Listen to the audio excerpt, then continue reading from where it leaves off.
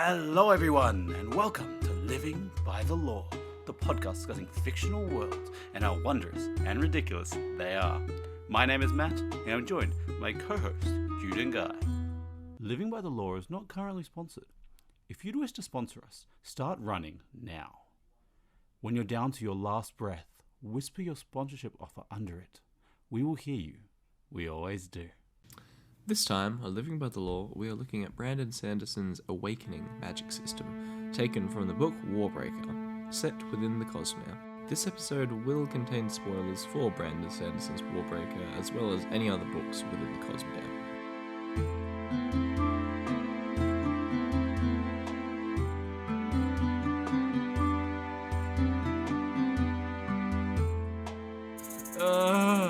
It's been so long, everybody. Welcome back. Well, if this is on schedule, there'll be one episode before this, so it wouldn't have been that long. Wait, that's kind of the point I was trying to get at. But anyway, we're going well. We're going well? We're going well. Are we going well? Are we going well? I'm not going well because this intro is making me physically sick.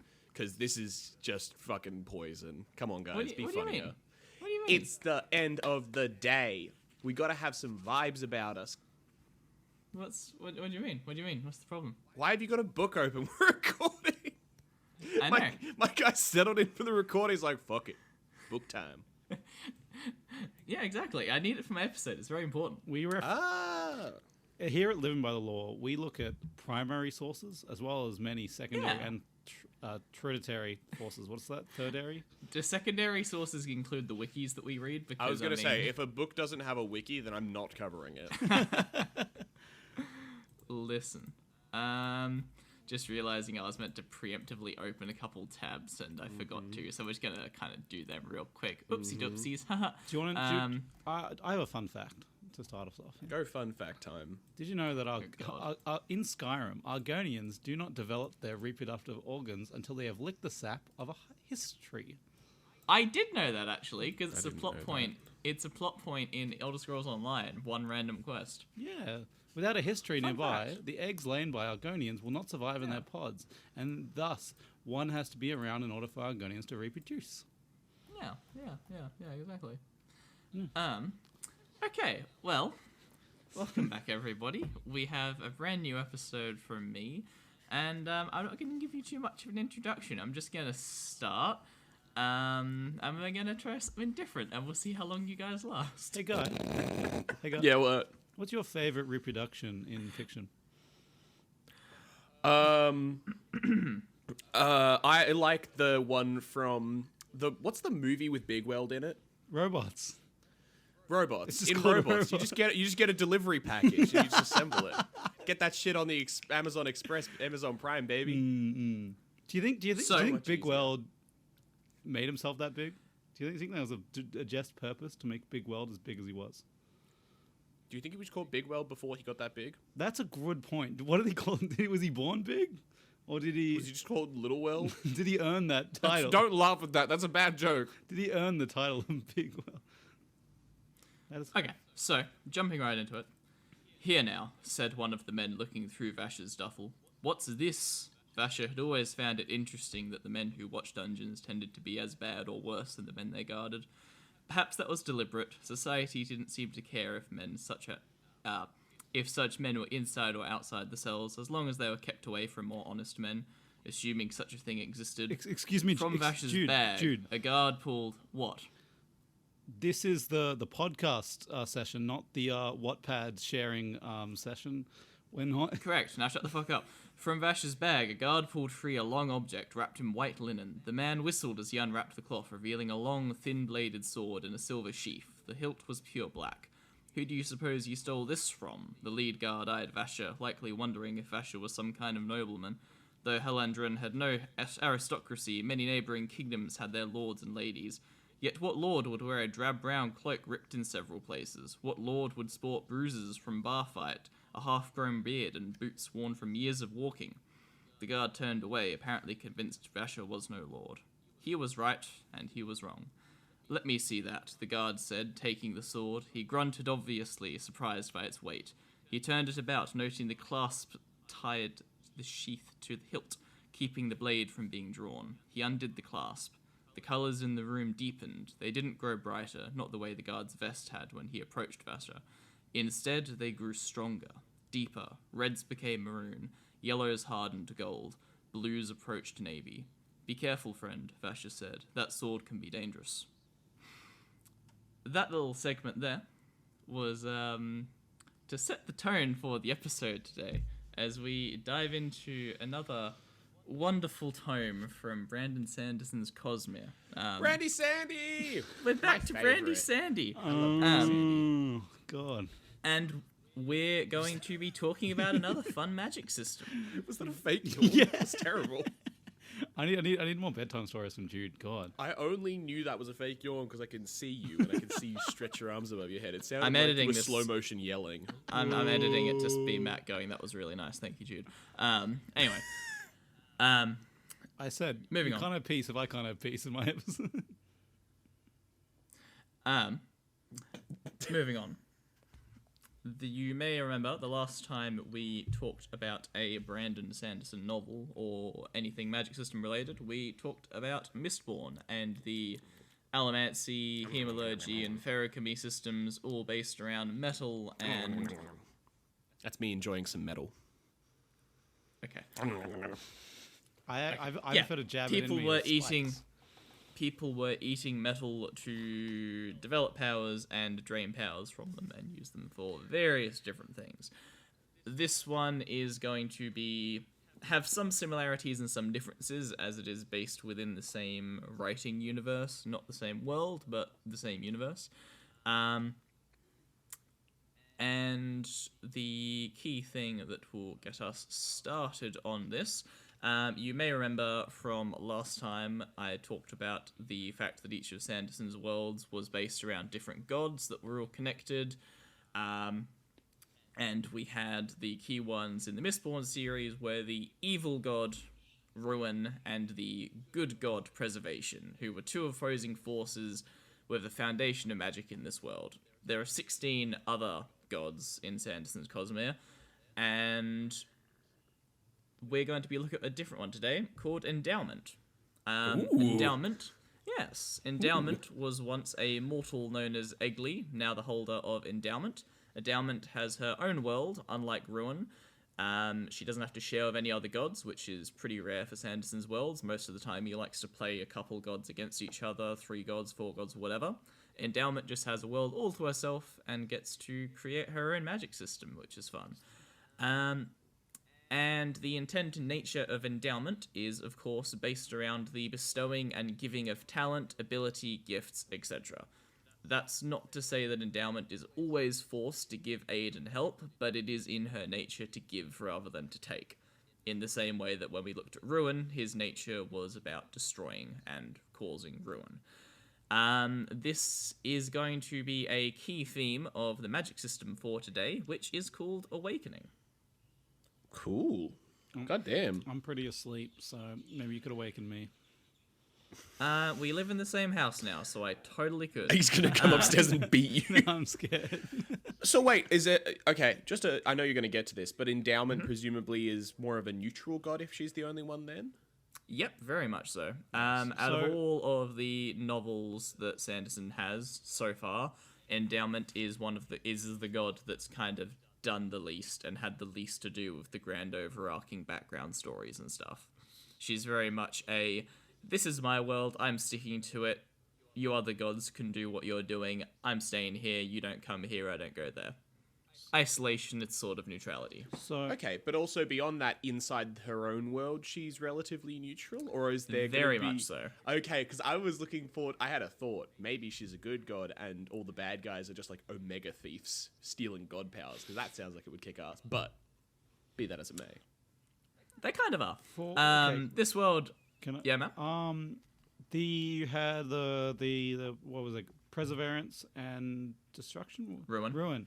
Ruin was a mist creature, scary mist boy, and the other guy was like a guy in brown. I remember him wearing brown and like a pretty shabby clothes. Is that correct? That was other way around, but yes. Oh yeah. Okay. What does this god look like? We don't have lots and lots of information because, as Guy was theorizing, endowment and the mortal but the mortal before endowment was a thing. Eggly, we don't actually know a lot about her because she's very distant from the narrative. She's very distant from everything. We have some very loose descriptions of what she used to look like, at least as a mortal, which I can quickly read to you if you would like. I'd love that. Oh. I always love you reading to me.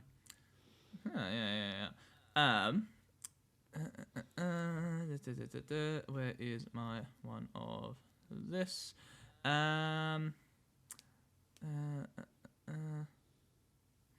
That's right. There's the image of her I had. So sort of darker tanned olive skin, very long flowing dark hair, and very colourful clothing is always the thing with her. There is going to be a very strong theme of colours throughout this entire system and world, as we'll get into, as I alluded to in the passage that I read out before, of colours decreasing or strengthening within the room. Yeah, I'm sick of the elemental base of like most magic systems where they're like, it's the schools, enchantment, conjuration, or it's the elements. Those are the two that I mainly hear of. Mm-hmm. So happy to hear about some colours. Yes, if they end up basing the colours on the elements or something like that, I'm going to go apeshit. There's a lot of different color based ones. Yeah, like a lot of like energy is on like the electromagnetic spectrum, so they have a different like power. Like that, like a lot of energy-based people have a different color, and they all combine. Or like, for example, the lanterns in DC Comics, they're all a different color, and they have a different power. There's a bunch of different magic systems colors. I get what you're meaning. Yeah, it's just This one color is a very color, pitch, and music, art. All of that is a very strong theme throughout this magic system. Bard universe. Yeah. Oh, legit. A bard in this world would actually be quite good. Let's go bards. Yeah. So moving on, we're going to continue a little bit more of this little passage from the start of the book, because this will give you a little bit more of a taste of things that can happen with this magic system. This is so authentic. Jude's actually got the book in his hand. This is amazing. I'm so used to being like copy-pasted wiki quotes. No. We went hardcore. We went OG with this one. So, as you heard, our main character here, Vasher, is stuck in a prison cell, and he's just had a sword taken off of him, which we will come back to later, because it's a very fun character, that sword. Yes, the sword is a character.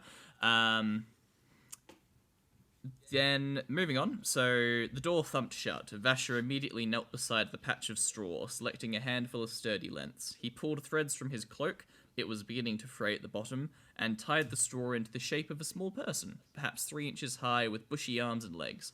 He plucked a hair from one of his eyebrows, set it against the straw figure's head, then reached into his boot and pulled out a brilliant red scarf. Then Vasher breathed.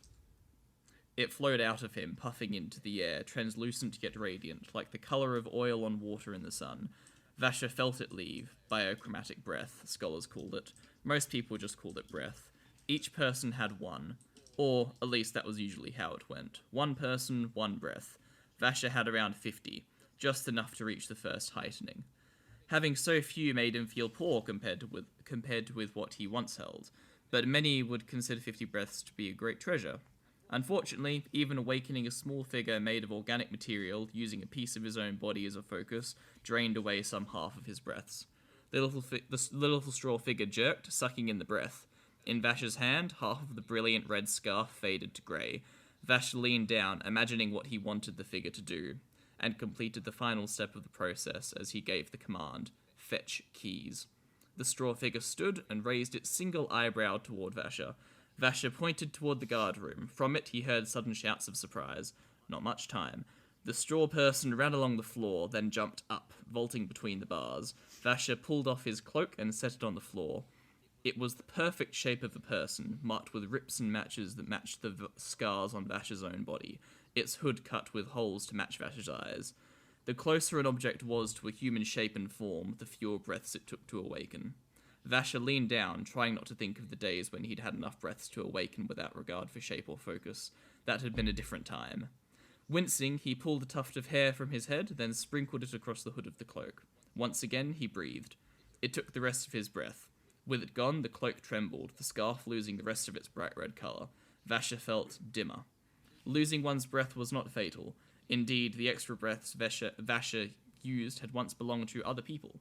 Vasher didn't know who they were. He hadn't gathered these breaths himself. They had been given to him. But of course, that was always the way it was supposed to work.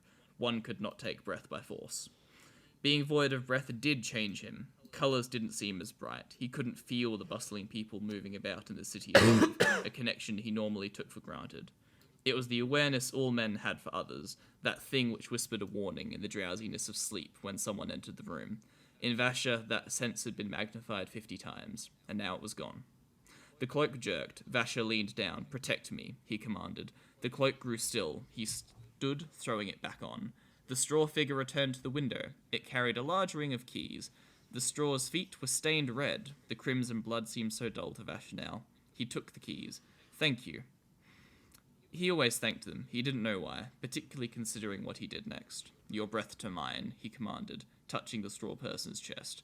The straw immediately fell backward off the floor, life draining from it, and Vasher got his breath back. So that is, in essence, pretty much a descriptor of everything that happens with this magical power. You can create objects, and you fuel them with magical power. In this universe, it is known as breath, which we will explain what that is a little bit more. But that is basically as fundamental and basic as this magic system is at its core elements. You get to create a thing, and you get to give it a command, and it does the command. That's great. What the fuck? Fuck Vasher. Little Straw Man's my new guy. Oh, there's so many little straw men in this. Oh, yeah. I love the sass in the little straw man. He's just been born, and he just raises a single eyebrow. It's like, Exactly. What the fuck do you want? He's vibing. You just brought me to fucking life. He's like if the monster in Frankenstein had some sass. Like, he's like, the fuck you want? Yep. What'd you bring me to life? You piece of shit. Piece of shit. You want me? Yes. You want my help? So, to begin with, I will tell you guys about what is a breath. What colour's a breath? It can sort of be thought of as a soul in this world. Your soul, your very soul. BioChromatic Breath is the full name, as I said there, and it is a form of investiture, the magic juice, which in Cosmere. Juice. The word We gotta love the magic juice. Every system's got Yeah, a magic look, juice. It's you probably won't remember, but in the Mistborn books, the metals were called the investiture. It's just Yeah. They were just the hard so juice. investiture, yeah. So in Sanderson's Cosmere, investiture is the name that basically just means thing that fuel magic, and it can be a lot of different things depending which god it's come from. So breath or biochromatic breath is the investiture magic juice that's associated with endowment. Unlike the other magic systems in the Cosmere, breath is a form of investiture that is the hardest to get lots of and easiest to get any of. I got right around And here. what I mean by that is Got some breath right here. exactly, a little straw man. to have tens of thousands, it's really fucking hard to get. I breathe a lot a day. compared to Especially when I'm running. compared to something like the metals one, where ultimately you can just go and get more metal and you have it. It might be hard to go and get in the first place, but you can just keep getting more metal if you know the right people. Rock and stone, baby. Quite literally. So in line with endowment's nature, everyone born in endowment's world is born with a single breath. Breath bestows upon you a couple of things: the ability to see vibrance in color and the ability to hear harmonic resonance. A little bit more physical fortitude and a little bit of basic immunity against some disease, and life sense, aka the feeling of being watched, that sort of loose, the feeling that you will get, but it's not really a scientific thing. Vibes. Can I? Yeah. So are colorblind people in this world soulless? Effectively, yeah. That's We we've will heard that. get to that. Brandon Sanderson is ableist and hates all colorblind people. Shut the fuck. And they have no souls. Oh my This god. this particular world, you don't want to be colorblind in. And we support the message. I was enjoying a story the other day from work where someone got sent to do arranging apologies at the pen stand before the manager who sent them realized that they were colorblind and kept fucking it up. Which was hilarious pretty because funny. they then sent Pretty funny. another person to come help them. And guess what? They were colorblind too. That's pretty good. Two colorblind people working at the same stationery store, both sent to go and rearrange the pen stand. Absolute fucking comedy Oh gold. my god. I pay money to watch that. So the thing on this, as you may have heard me say, the harmonic resonance, ability to see some better vibrance in color, physical fortitude, the basic person from this world is a little bit maybe stronger, you could say, than people from some of the other worlds in Sanderson's Cosmere, because everyone has got that little bit of investiture in them. Whereas in other worlds, it takes something special to let you get any investiture. Everyone's got a little bit of magic. They do, this world, exactly. It's in line with endowment. Everyone gets a little gift, you know? However, the way that it starts to get a bit quirky is when we start to play with the different number of breaths that people have. So with these breaths, we have a few different people and things that exist in this world. We have a drab, who is someone that's lost their breath, and they have none. Colorblind people, got it. They become a little bit colorblind, yeah. We have an awakener, who is someone who uses the breath to awaken objects. We have lifeless, which are dead creatures brought to life by awakeners.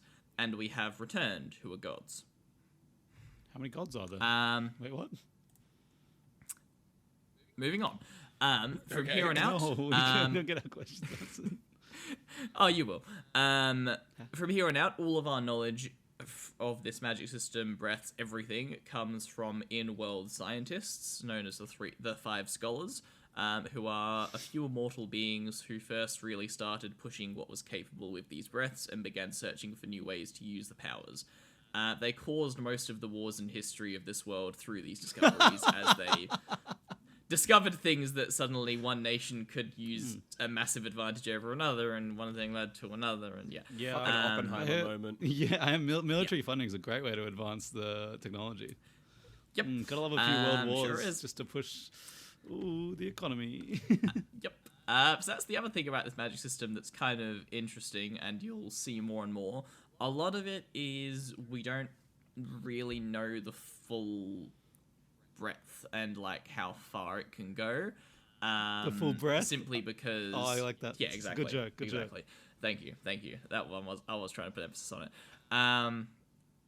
And that's simply because it's a very well-developed magic system, but there's not a lot of books using it yet. There's literally one book that uses this magic system, and then otherwise it's a magic system that you see in the background of some of Sanderson's other books. Like, you know, you'll be reading a completely different book series, and then a character will suddenly do something in the background where, like, a sheet moves in such a way that's impossible for a sheet to move, and it's like, Awakener, cool, nice. It's a ghost.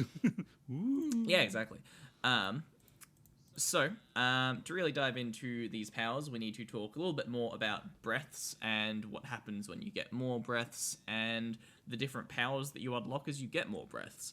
I'm imagining. So, can I? How are these breaths transferred? Because what I'm imagining. that is my next question, actually. So you've set it up well. Bearing in mind, everyone in this world is born with one breath. Any guesses as to how you get more? You do the Dementor's kiss. You know, the really creepy thing in the third Harry Potter movie. You suck their soul out enough to give them a little smooch with your horrible mouth. Suck it up. Any guesses, guy? My bet is you do that funny little thing that the Western world's been doing for a couple years now. Sex? Capitalism. Sex? Excuse me? Why would I specify the Western world? Yeah. They haven't discovered sex in the rest of the world yet. No one else has discovered sex. Well, I hate to say it, but if we take Guy's capitalism answer and Matt's Dementor suck answer, put it together... Capitalism sucks me. We're actually not too far off of the truth. Fuck capitalism. So, in line with endowment and bestowing gifts, breaths can only be given willingly, and they can only be given all at once. Ooh. If you've collected 5,000 breaths, you can't only give 2,000 of them to your mate. You can give them all, or you can give them nothing. So getting into the capitalism side of it, like all of Brandon's magic systems, the breath has a very direct attachment to the currency in the world, and that is that the breaths are worth a crazy amount of money. And people see them as things that if you're rich, you fucking buy breaths off of people and hoard them. And if you're really poor, you can always sell your soul to get your life back on track and have some money to eat. Actually, I just had a thought. I was pointing at the camera for the last little while there because something occurred to me about the fact of partial transfer of breaths. Because in the previous example given, you specified that little straw man took, by my calculations, approximately 25 breaths to awaken. Would that not be a pretty good way to transfer a half a breath? And they suck his soul. No. So What? we will What? get in. That is actually one of I the just next solved the things magic I was- system, and you're saying no. God damn it. because that's not how it works. One of the... I want to ask another question. When you Okay, s- do you when want me I- to answer that? I'll answer that question first, then you can ask your other one. Okay. Because it's also one of the things I was going to say about breaths coming up now. Your breath is, once you've been given it by someone, it is your breath. If you put it into an object, no one else can take it out of that object. No! That object is just an object to anyone else. So it's good because you can store breaths in things, but it can't be taken by someone else. Why would you store Can be breath? destroyed by someone else, though. Quite possibly. Why Maybe would you- because if you have too many breaths, then you get like psychedelic Matt. What about Why it? would you store breaths when people can't take them for you without willing? Wait, we'll get what into if you that. store in an object and then give all your breaths to someone and then suck that object up? Yeah, you can do that. Well, then you can do it. Hey, we can win! transfer. I was gonna say it'd be really hard to But split the point a bill is, at a you restaurant. can't, the breaths that you've got in you can't just give them to someone. Yeah. Okay, that's fine. You can give all of them or none of them. Either way, if you give breaths to someone, you go to 0, is the idea. You just carry a little straw man around. And man, how much do I owe you? 25? And give it come here, give me a kiss. Give me a kiss. Oh, I could kiss the homies. But the problem with that, Matt, then, is that you have all of your breath stored in a separate object that you are currently in possession of, and you have none. So if the guy knocks it out of your hand and shoots you in the leg, you got no breath, baby. Yeah, but he can't take the Yep. object of the thing, so it'd be more willing for him to not shoot Yeah, but me. he can just destroy it. He can just fucking That'd be destroy it rude. and stop you. What if you're a warlord? It's rude. Anyway, it's a rude my man. other question Yes. is it 100% efficient? If I put 25 into Straw Man to waken him, do I get 25 back?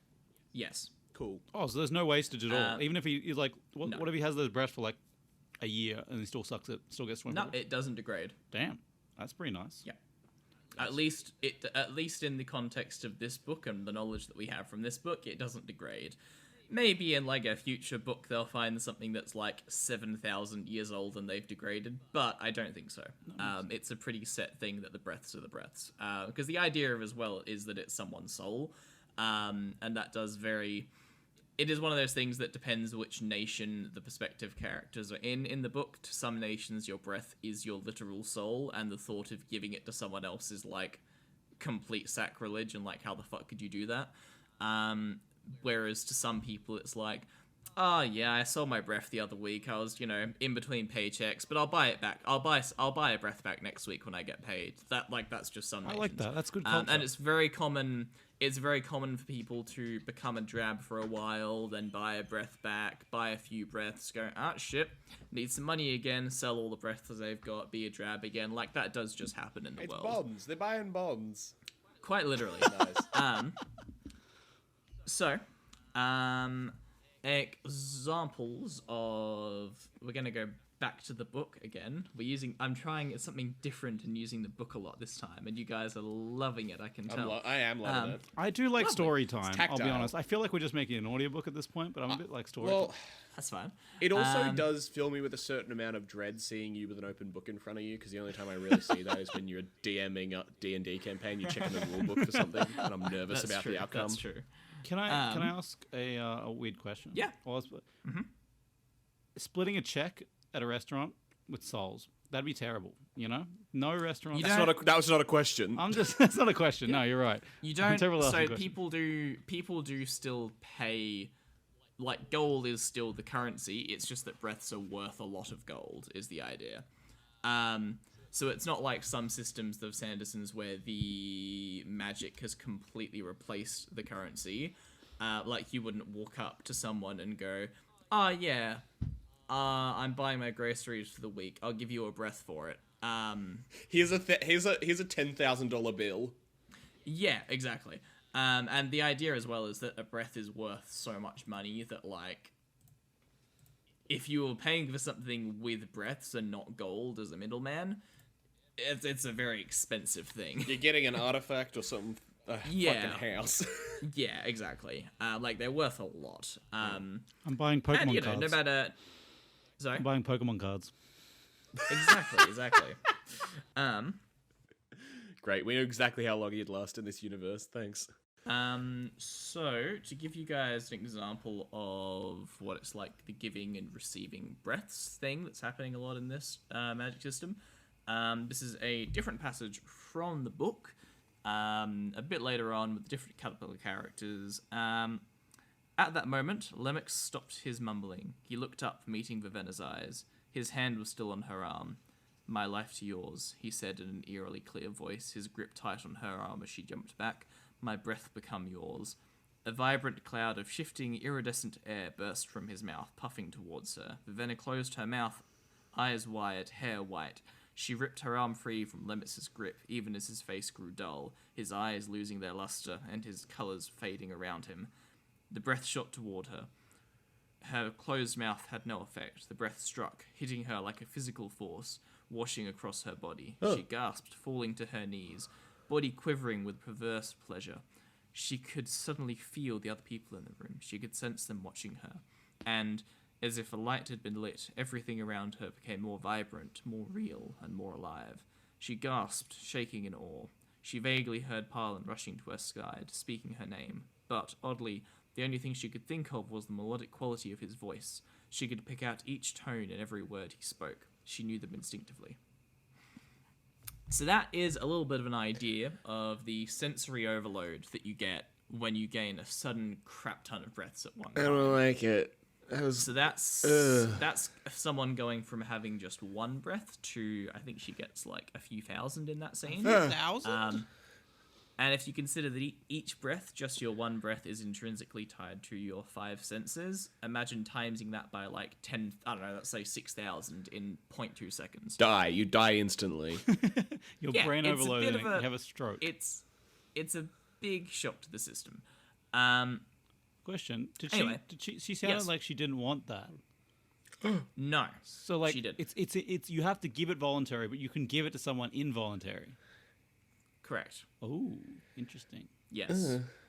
There is definitely seems a bit some perverted. potentially interesting plays around being able to force your breath on someone and cause a sensory overload that maybe stuns them for a minute. That sounds really weirded out now. Because I was thinking that whole thing sounds like something you'd use in like a sexy time. That could be very much in pleasing, giving breaths back and forth. But that sounds very perverted, and I don't like. I'm just enjoying the idea of the rich person equivalent of pocket sand. Yeah. Oh, legit. Yeah. I mean, yeah, a really like an absolute desperate last ploy that you can use to potentially win a fight is give all of your breath to someone, and in the split second they're stunned, you might be able to stab them. It means that you. So But funny. then you lose your breath. Yeah, exactly. die. Like, it's awful because you lose all your breaths when they die. So it's very much, but at the same time, if they're going to kill you and there's no other way of you surviving, that's how it be. I just enjoy because like a lot of other like magic systems will use like you sweep the leg and stun them and then you throw a spell at them. This one it's just like you throw the magic souls at them and then you stab them. You give them a big kiss. You give them a big Dementor's kiss on the cheek, and then you Shank stab them. Exactly. Kick them in the balls. So, you may have heard me talking a little bit throughout this episode so far, throwing around the word heightenings, different heightenings that people reach, and that was Yes. mentioned a bit in the first prologue. So the way that we get stronger and better in this magic system is you hit different capstones based on the number of breaths that you hold. Oh no! It's not getting taller. I thought we were going back to fucking. Ooga booga up is good. Not to Unga Bunga, No not back to Unga Unga Bunga. Bunga. Unga bunga up is good. What's the But, first heightening, Jude? So the first capstone you reach is 50 breaths. The first upper at- class in this class society. Yes.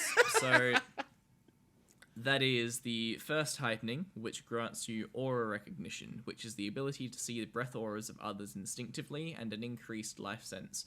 This allows you to judge roughly how many breaths a person holds, and based on like the strength of those breaths. For those that are rich enough to be able to buy breath, a lot of people buy this and just stop there, as it's enough to slightly extend their lifespan and give them an increased life sense. So it's a little bit of a rich flex, you know. Oh, you buy it's like buying the new iPhone, you know. This is literally those. I can't believe you guys haven't seen like those ads on YouTube or Facebook or Instagram where like someone has like a number of PowerPoints in a game and they have a different No, level. I think you told me about it briefly though. Maybe I'm not sure. I just don't can't watch satellite TV, and I have YouTube Premium, so I don't get ads. I just can't believe you haven't, because it's like a guy will literally first come heightening in like YouTube and steal Premium? someone's girlfriend because they have like 10,000 points, and someone has like Christ. 10 Yeah. million points, and they'll walk in and say, rolled.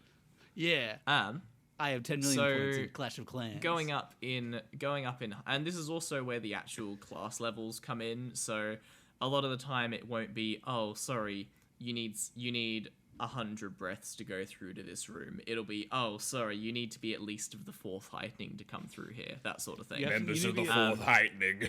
At least 4 Yeah. foot tall. At least 4 foot tall to Yeah. get through this. See, room. that's great because it makes it sound a lot more culty and a lot less dorky.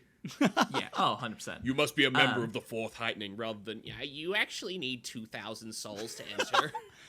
It's like a casino. Like, you need to be a double black diamond member to enter this room, sir.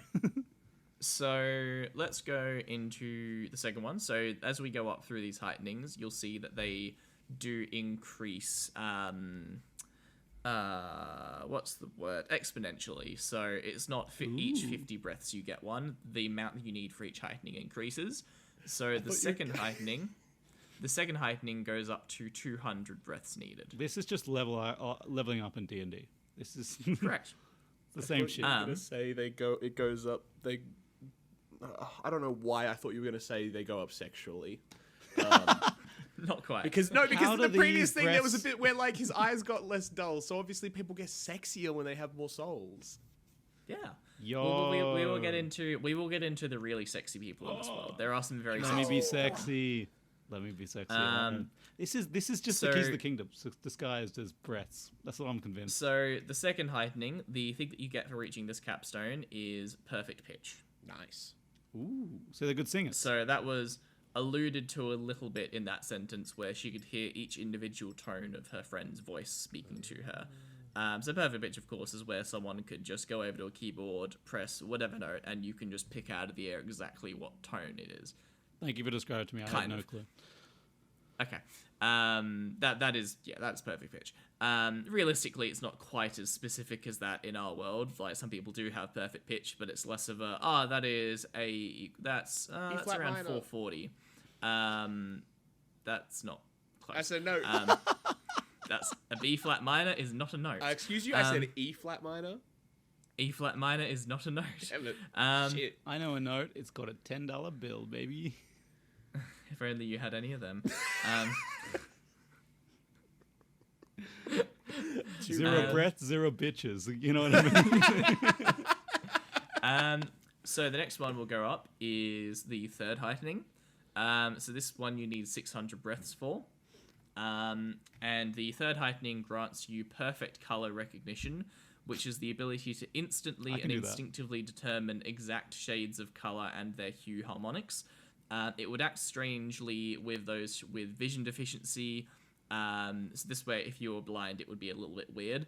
But this will be like, to put it into modern day terms, this would be like if you met some motherfucker who could walk up to a red wall and you were like, hey, that wall's red. And they walked over and were like, actually, its hexadecimal point is 0.5. Like, that's that sort of Fuck perfection. them. These are well actually people.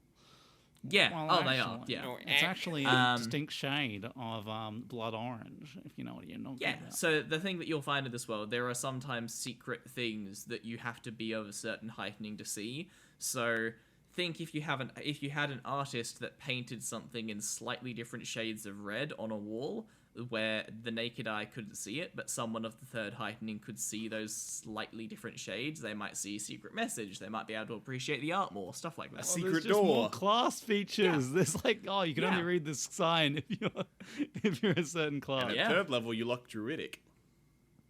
Um, And at 5th level, you get to attack twice. Beautiful. so we'll go to the fourth heightening. This is where you need 1,000 breaths. What was the third So again? it's- 500? So third was 600. So far we've gone 50, 200, 600. Now 1,000. I was about to say, does and it triple this every time? But is- that's not No. math. So the fourth heightening grants you perfect life sense, which is the ability, like your increased life sense, so sensing people around you, feeling people watching you. The fourth heightening is where that gets as good as it's gonna be. Any breaths beyond this, you aren't gonna notice any difference with your life sense. This is vibe check. Yeah, it's like having plus 1,000,000 insight, you know. And then yes, and you can also sense plants, so like living plants and such as well. So you can like sense the life of grass and trees. So and that sort all of thing. life starts glowing to you. That makes more sense. Yeah. Sorry, the wording of you sense plants is just great. Yeah. I like walking into a um, room and going, 3 pot plants in the corner, eh? One's a cactus. Yeah. Lettuce tonight? Interesting. Interesting. So the fifth You got a heightening spinach is in your where teeth. we start to. The fifth heightening is where we really start to get a little bit quirkier with the things that you get. So this one you need 2,000 breaths for, and this is where you wouldn't really see someone of the fifth heightening just wandering the street. Anything up to the fourth heightening is rare, but like if you're in the capital, you might see someone. Anything the fifth heightening and above is insanity to see someone of this level. So this is like going from like C-tier celebrities in New York to like A-list superstars. Yeah, literally, I'm seeing Brad literally. Pitt in the cafe. Yeah, This is like going from seeing like a bishop to seeing like the Pope. Pope. That's what I'm saying. All Yeah. I'm saying is religion is the easiest way to suck everyone's soul out. And It is. What do And you that keep comes coming up in back this to book. this? Matt just hates religion. I'm not hating on it. I'm so- saying it's good tactic in this world. The fifth heightening grants agelessness. So an awakener grants an awakener's resistance to aging and disease. This is where your disease resistance gets strongest. So you're immune to pretty much all toxins at this stage, including the effects of alcohol and most physical ailments. So you will never get another headache. You will never get another cold. You're not going to have organ failure. Nothing like that's going to happen. The person begins to effectively no longer ages and becomes functionally immortal once they're holding the fifth heightening. That's kind of People in the fifth heightening dump a few souls so they can get down to party. Yeah. I mean, yeah, they You would put do it the in. right You put it in party. an object. Yeah. Yes. I need to get drunk tonight. In the morning, you just suck it back up, return- and your headache's gone. Boom. So the fifth heightening is, we'll get into it a little bit more, but you remember earlier I mentioned there were people called the Returned who were gods, effectively. Mm-hmm. Yeah. The fifth heightening is their level. We're going to get to that. Okay. Oh, yeah. Yep.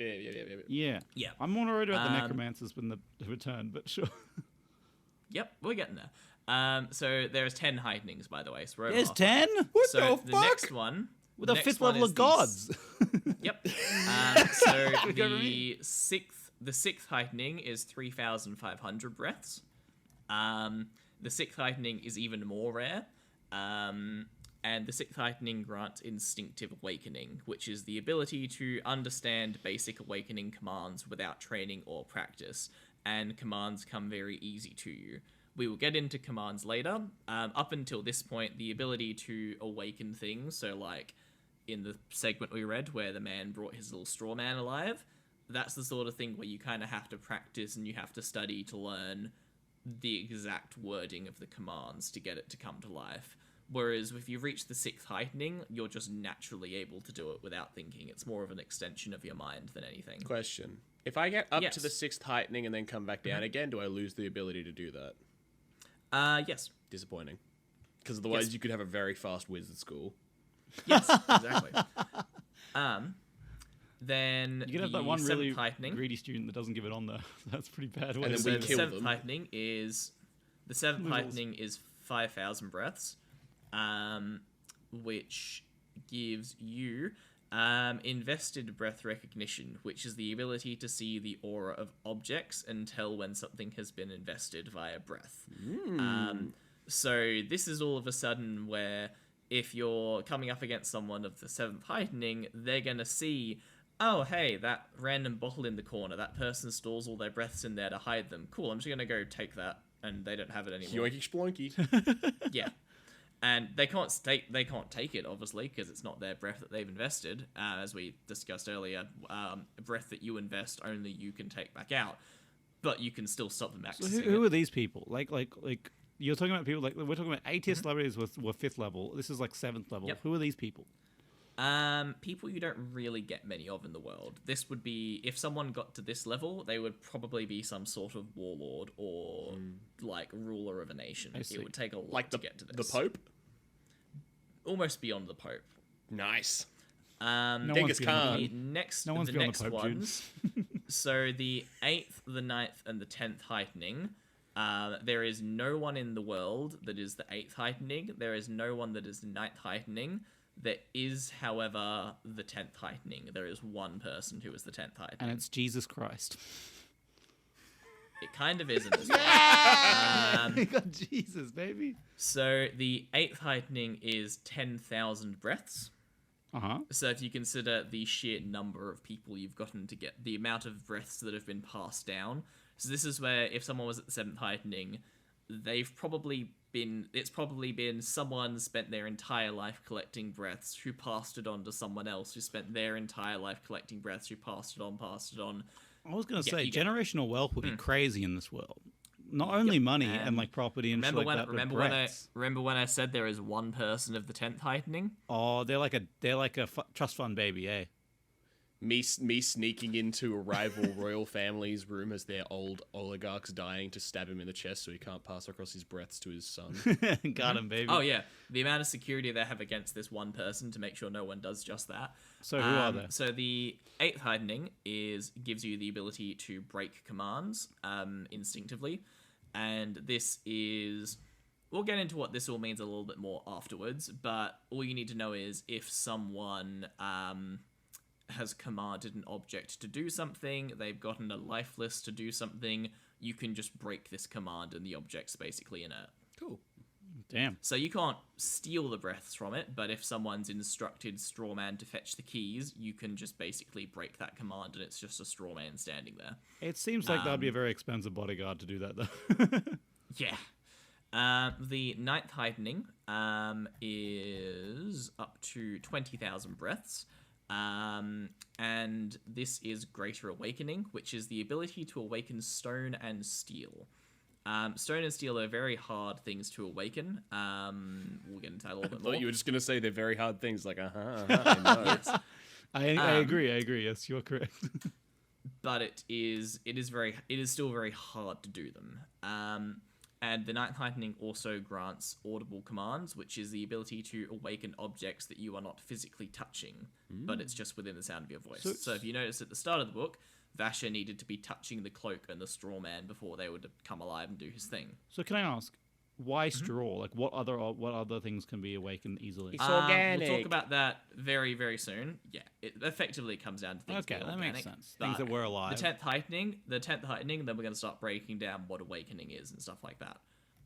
So the 10th heightening, to reach this, you need 50,000 breaths. Nice. Easy. This town. one grants color distortion, which is the natural intrinsic ability to bend light around white objects within around them. What? So basically, this person walks into a room, your very field of vision bends and distorts around them. It's kind of sick. Yeah. There's a reason this person is worshipped as a god. You could just not see them because you could just bend the particles around yourself and then you just be invisible. That's just being invisible. Was it specifically around white objects? Yeah, so the white begins to bend around them. So all of the other ones increase. So as I said at the start, all of the people with BioChroma, the vibrancy of colors increases. Obviously, white doesn't have a vibrancy to increase. Once you reach the 10th heightening, you start to bend white. But white is just all colors. White is the Yeah. Yeah. yeah. So you bend all colors. Yeah. Okay, But so it's you're just going from being able to hold like a small electrical current to being able to hold high voltage wires. That's fair. Yeah, good point. So, the 10th heightening also grants perfect invocation, the ability to draw more color from objects, from the objects awaken, from objects that you fuel.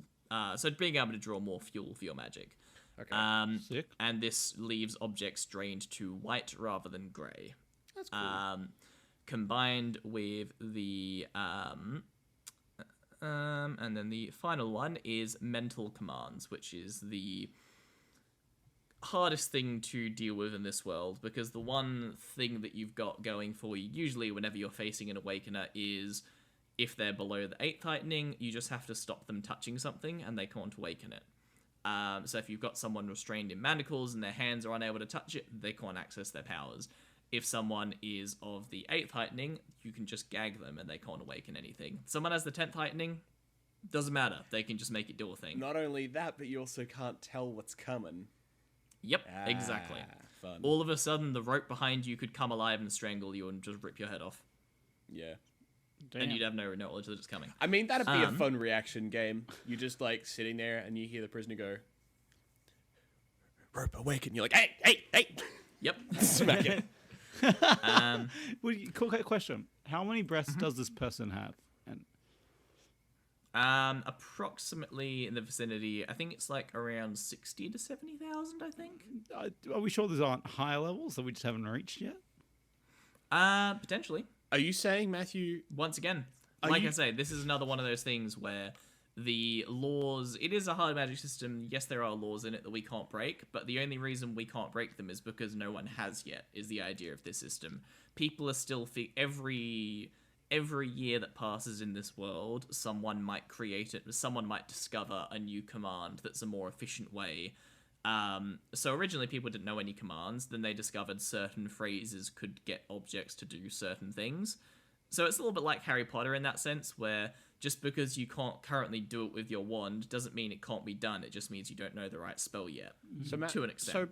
So Matthew, are you asking if we can get much higher? So high. I hate you both. But We're gonna... Yeah? question: when you go up a level, right? Like, if you have like one under breath, do you know? Can you feel you're about to go up, or does it like? Is it a gradient, or is it like you hit that level, boom, you're done? You took one more breath and you hit it. Yeah, so you do know about how many breaths you've got based on the first heightening. So the first heightening, you can recognize other people's auras and know how many breaths they've got. That goes double for yourself. But like, is it when you go over level, you literally take that one extra breath, and then you hit that level and you feel it? Yeah. It's more so like because you gain... I mean, it depends on the heightening that you reach, but because usually the heightening gives you something that you would just notice it. Like, if you reach the second heightening, you would suddenly realize the perfect pitch that you gain, because everyone around you would be hearing each individual note they're saying and be like, oh, that's that note. So yes, that heightening is strictly tied to exactly that number. Yeah, exactly. I see the problem with the 10th heightening, and this is probably how they discovered it. They were just thinking about different commands in their mind, like, oh my god, I wish that my drink would come over to me, like, oh, I get to get up and go get it, and then the drink just fucking walks over. Inorganic material, mental commanding. Fuck you. Yep. I feel like you'd accidentally do that before you knowing about. Nah, because you got to give it breath. You got to exhale, so it's not like you can do it fully. I breathe all the time. I don't know about you, guys. Yeah. No. Well, yeah, lies, exactly. bullshit. With the way my room smells? We're going to talk about awakeners now. So an awakener is someone that uses their breaths to awaken objects. That's as simple as it is. The only thing that separates an awakener from any other person in the world is that they know the commands to use their breath to bring something to life. Anyone with any number of breaths can do this. You can use your very last breath and become a drab doing this. It's not great, but if you have to do it, you have to do it. Also, there's no examples of one breath being enough to complete a command, but in theory it's possible. So any old farmer could... What's he doing? What are you doing? I was saying you could keep going. I was going to go to the toilet. You were doing this. Oh, That's okay, stop. we'll Oh, sorry. Yeah. Just keep going next time, but that's fine. Yeah, go to the bathroom if you want to. 2400. Yeah, it's fine. I'll just have to listen through. 23, 45, 47. Sure.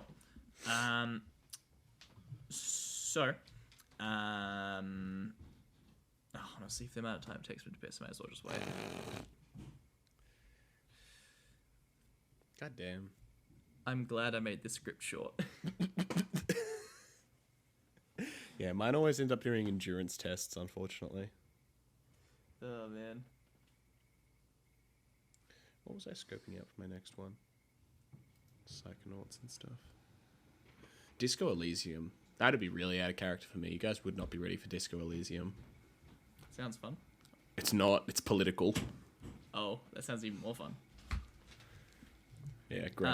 Sorry about that. Okay, so continuing. 1 sec. So there's... I'm ready to go. Did you pause the recording? No, he No. muted his mic. I didn't pause the okay, recording. You mean- Cool.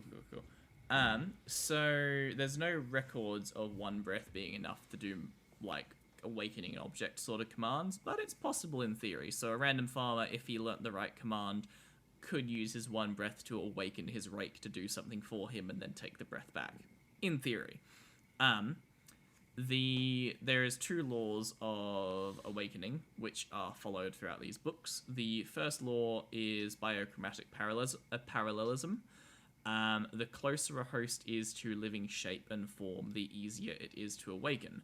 What this means is that biochroma is the power of life, it's your soul, and it seeks the patterns of life. So if you remember the very first bit of the book that I read, Vasher was shaping his things into people. He made his cloak close to his body shape, and even like down to the scars and stuff.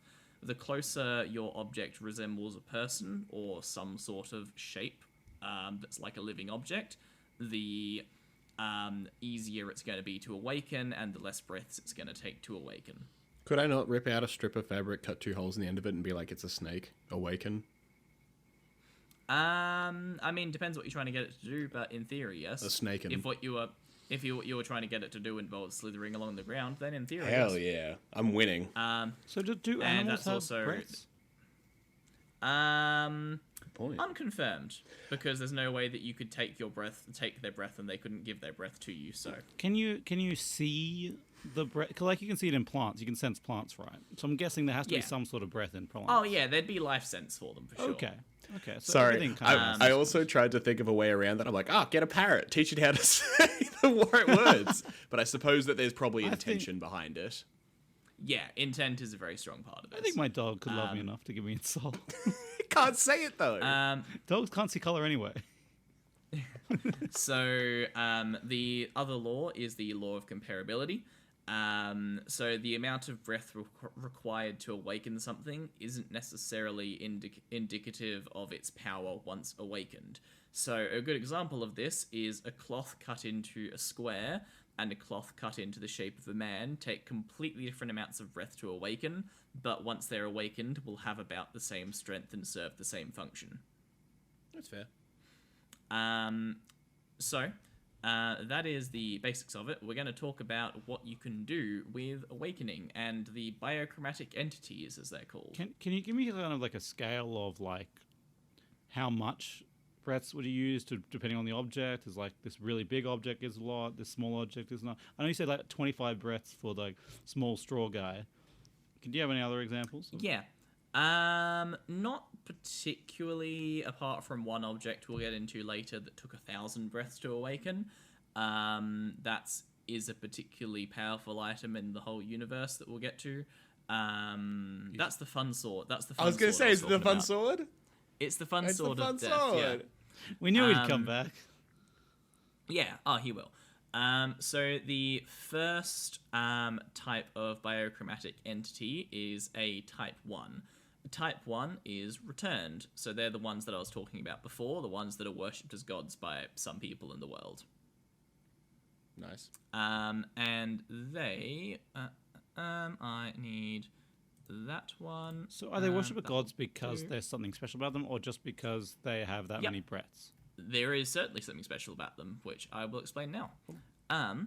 So the returned... Sorry, I'd have to open the right part of my notes for this.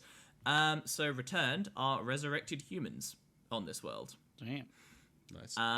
The way that a returned comes about, from an outside perspective, and those that don't necessarily know, the story is that someone has died and they've been sent back by the god, the creator, endowment, and they've been sent back with a single divine breath.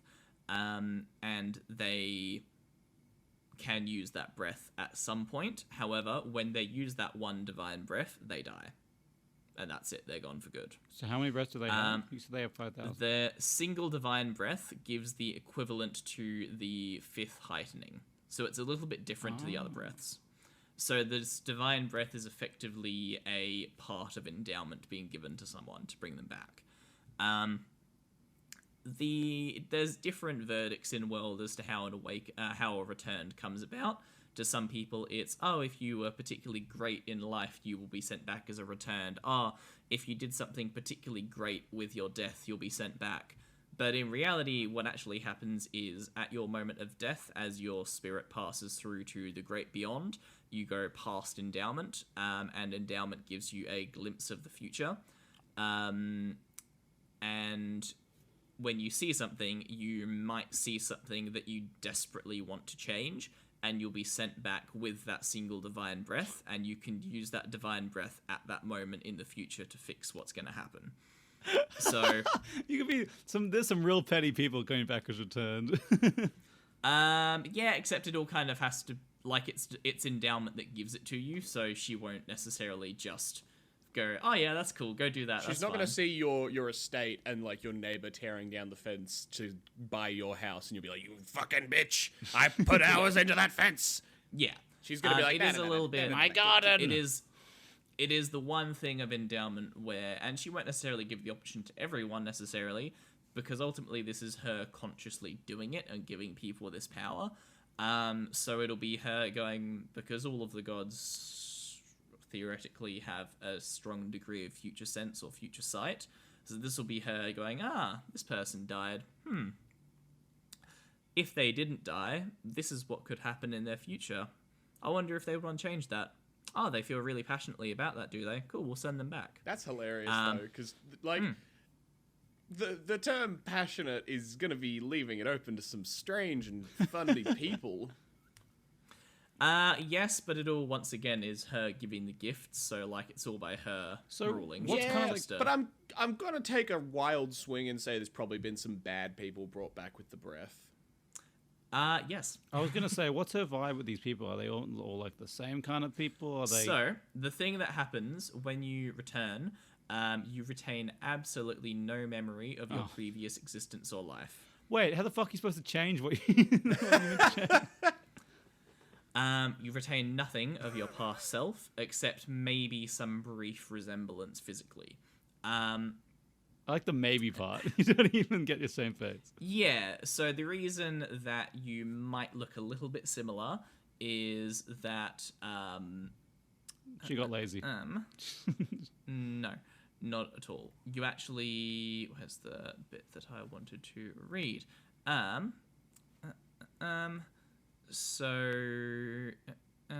Yes, that's right. So the new appearance of the returned, their new appearances are in accordance with what they subconsciously think physical perfection is, or how they see themselves.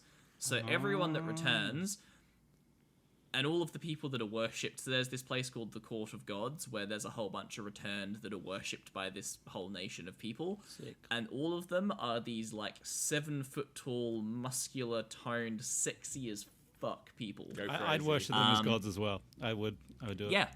Yeah. So when you come back as returned with your divine breath, you have increased strength, speed, and are able to move inhumanely fast. Your body will not grow stronger from exercise, and it won't weaken from lack of it. You are, as you're at the 5th heightening, you are immune to most sickness and disease. So is this a unique thing? So that fifth, it's not just a 5th element, it's returned the faster, stronger people. Yes, they are, exactly. Okay. I can come back from the afterlife and eat cheeseburger, and it won't do anything to me. Mm-hmm. Winner. So if you can guess, that is what the Court of Gods turns into outside of the public eye. A bunch of hot as fuck people doing as much shit as they want and not giving a single fuck. This is better than the afterlife. It's Yeah. the fucking upper class again. There we go. We're We're winning. going back to the class structures. Just got. So Can I yes. What happens? Can a person with a divine soul collect other breaths? Divine breaths, sorry. Yes. So you can keep going. yes. Keep power leveling. Can you give your divine breath? Yes, but if you give your divine breath, you die. That's it. fine. That's fine. That's not what I. Follow-on question. If I give my divine breath to someone, I am able to give my divine breath as one single unit. Are they then able to break that down? Not exactly. So what happens when you give someone your divine breath? It doesn't actually give them breaths, but it heals them and restores them. What? So So- it doesn't give. You don't get breaths L? from a divine breath. No, so if someone, what happens, if someone's giving you their divine breath, it's because you are dying in front of them and they realize that you're the thing they wanted to go back and save when they had the option to return. So how do they realize So- that? How do they? When the moment that you saw when you died is coming to pass, you start to get, generally the way that it's shown in the book at least, we don't know the specifics of these returned yet, and once again, we don't know if there's other ways of being a returned. This is just the only ones we're dealing with in this one book that we have. As you get towards the moment that you foresaw and the thing you wanted to change, memories start to bleed through of who you used to be. Things will suddenly start to make sense to you, and you'll realize that's what you wanted to do. And if you don't do it, then that means you didn't want to do it that badly enough when you had the option, if that makes sense. Like, if you wanted passionately enough to do that and save that person, then once those memories come back, you do it, if that makes You sense. die for it. You do it. Yeah. Yeah. So, hold on. Is there then people who have seen the moment that they wanted to pass and went, eh? There hasn't been any examples of that, no. Okay, because that's hilarious. This god's 10,000 years old. Slacker. I mean, they could have literally. They've got to the point where they've seen so much in their life that could have easily changed the person as a person. Also, they're in. Yes, but because the idea is that their personality bleeds back from before they returned. I see. Oh, and it is like the thing that was passionate enough to bring them back from the fucking exactly, afterlife. exactly. So even exactly. if so can a divine, but like, can you stack divine souls in any way? No, if you give someone your divine soul, it's not going to give them Divine anything soul extra does not beget breath-wise. divine soul. It begets healing. Exactly. We It's see. like you use your life. It's like you give your life to cast mass heal on them. You know. Interesting. This 10,000 Exactly. guy. Is he anything to do with his divine souls, or is he completely separate? He's just trust fund. He is in fact returned. Oh, there we go. Yeah. So So he has his one breath, and then he has thousands more on top of that. who is this guy? I need more information about this man. Don't worry about it. So with returned, so yes, as I was saying, so you are immune to headaches, toxins, alcohol, etc. One problem with these guys, while they can enjoy a lot of life's pleasures to their fullest extent, there's no real way for them to ever get drunk because they can't just put their divine soul into an object and take it back because they die. So what are these, So what they are these can big never- they chads can are doing just never at get flat drunk. parties? What are these big chads are sitting around? What are they doing? They fuck a lot. They fuck, of course. Of Well, just course. yeah, They're all, just because you can't get. They are all. Each of them are as physically attractive. Like if you picture in your mind's eye the most attractive specimen that you can picture, that is how you will look. I'm looking at them. I'm looking at him. Damn it! I was going to do the same joke. Fuck you.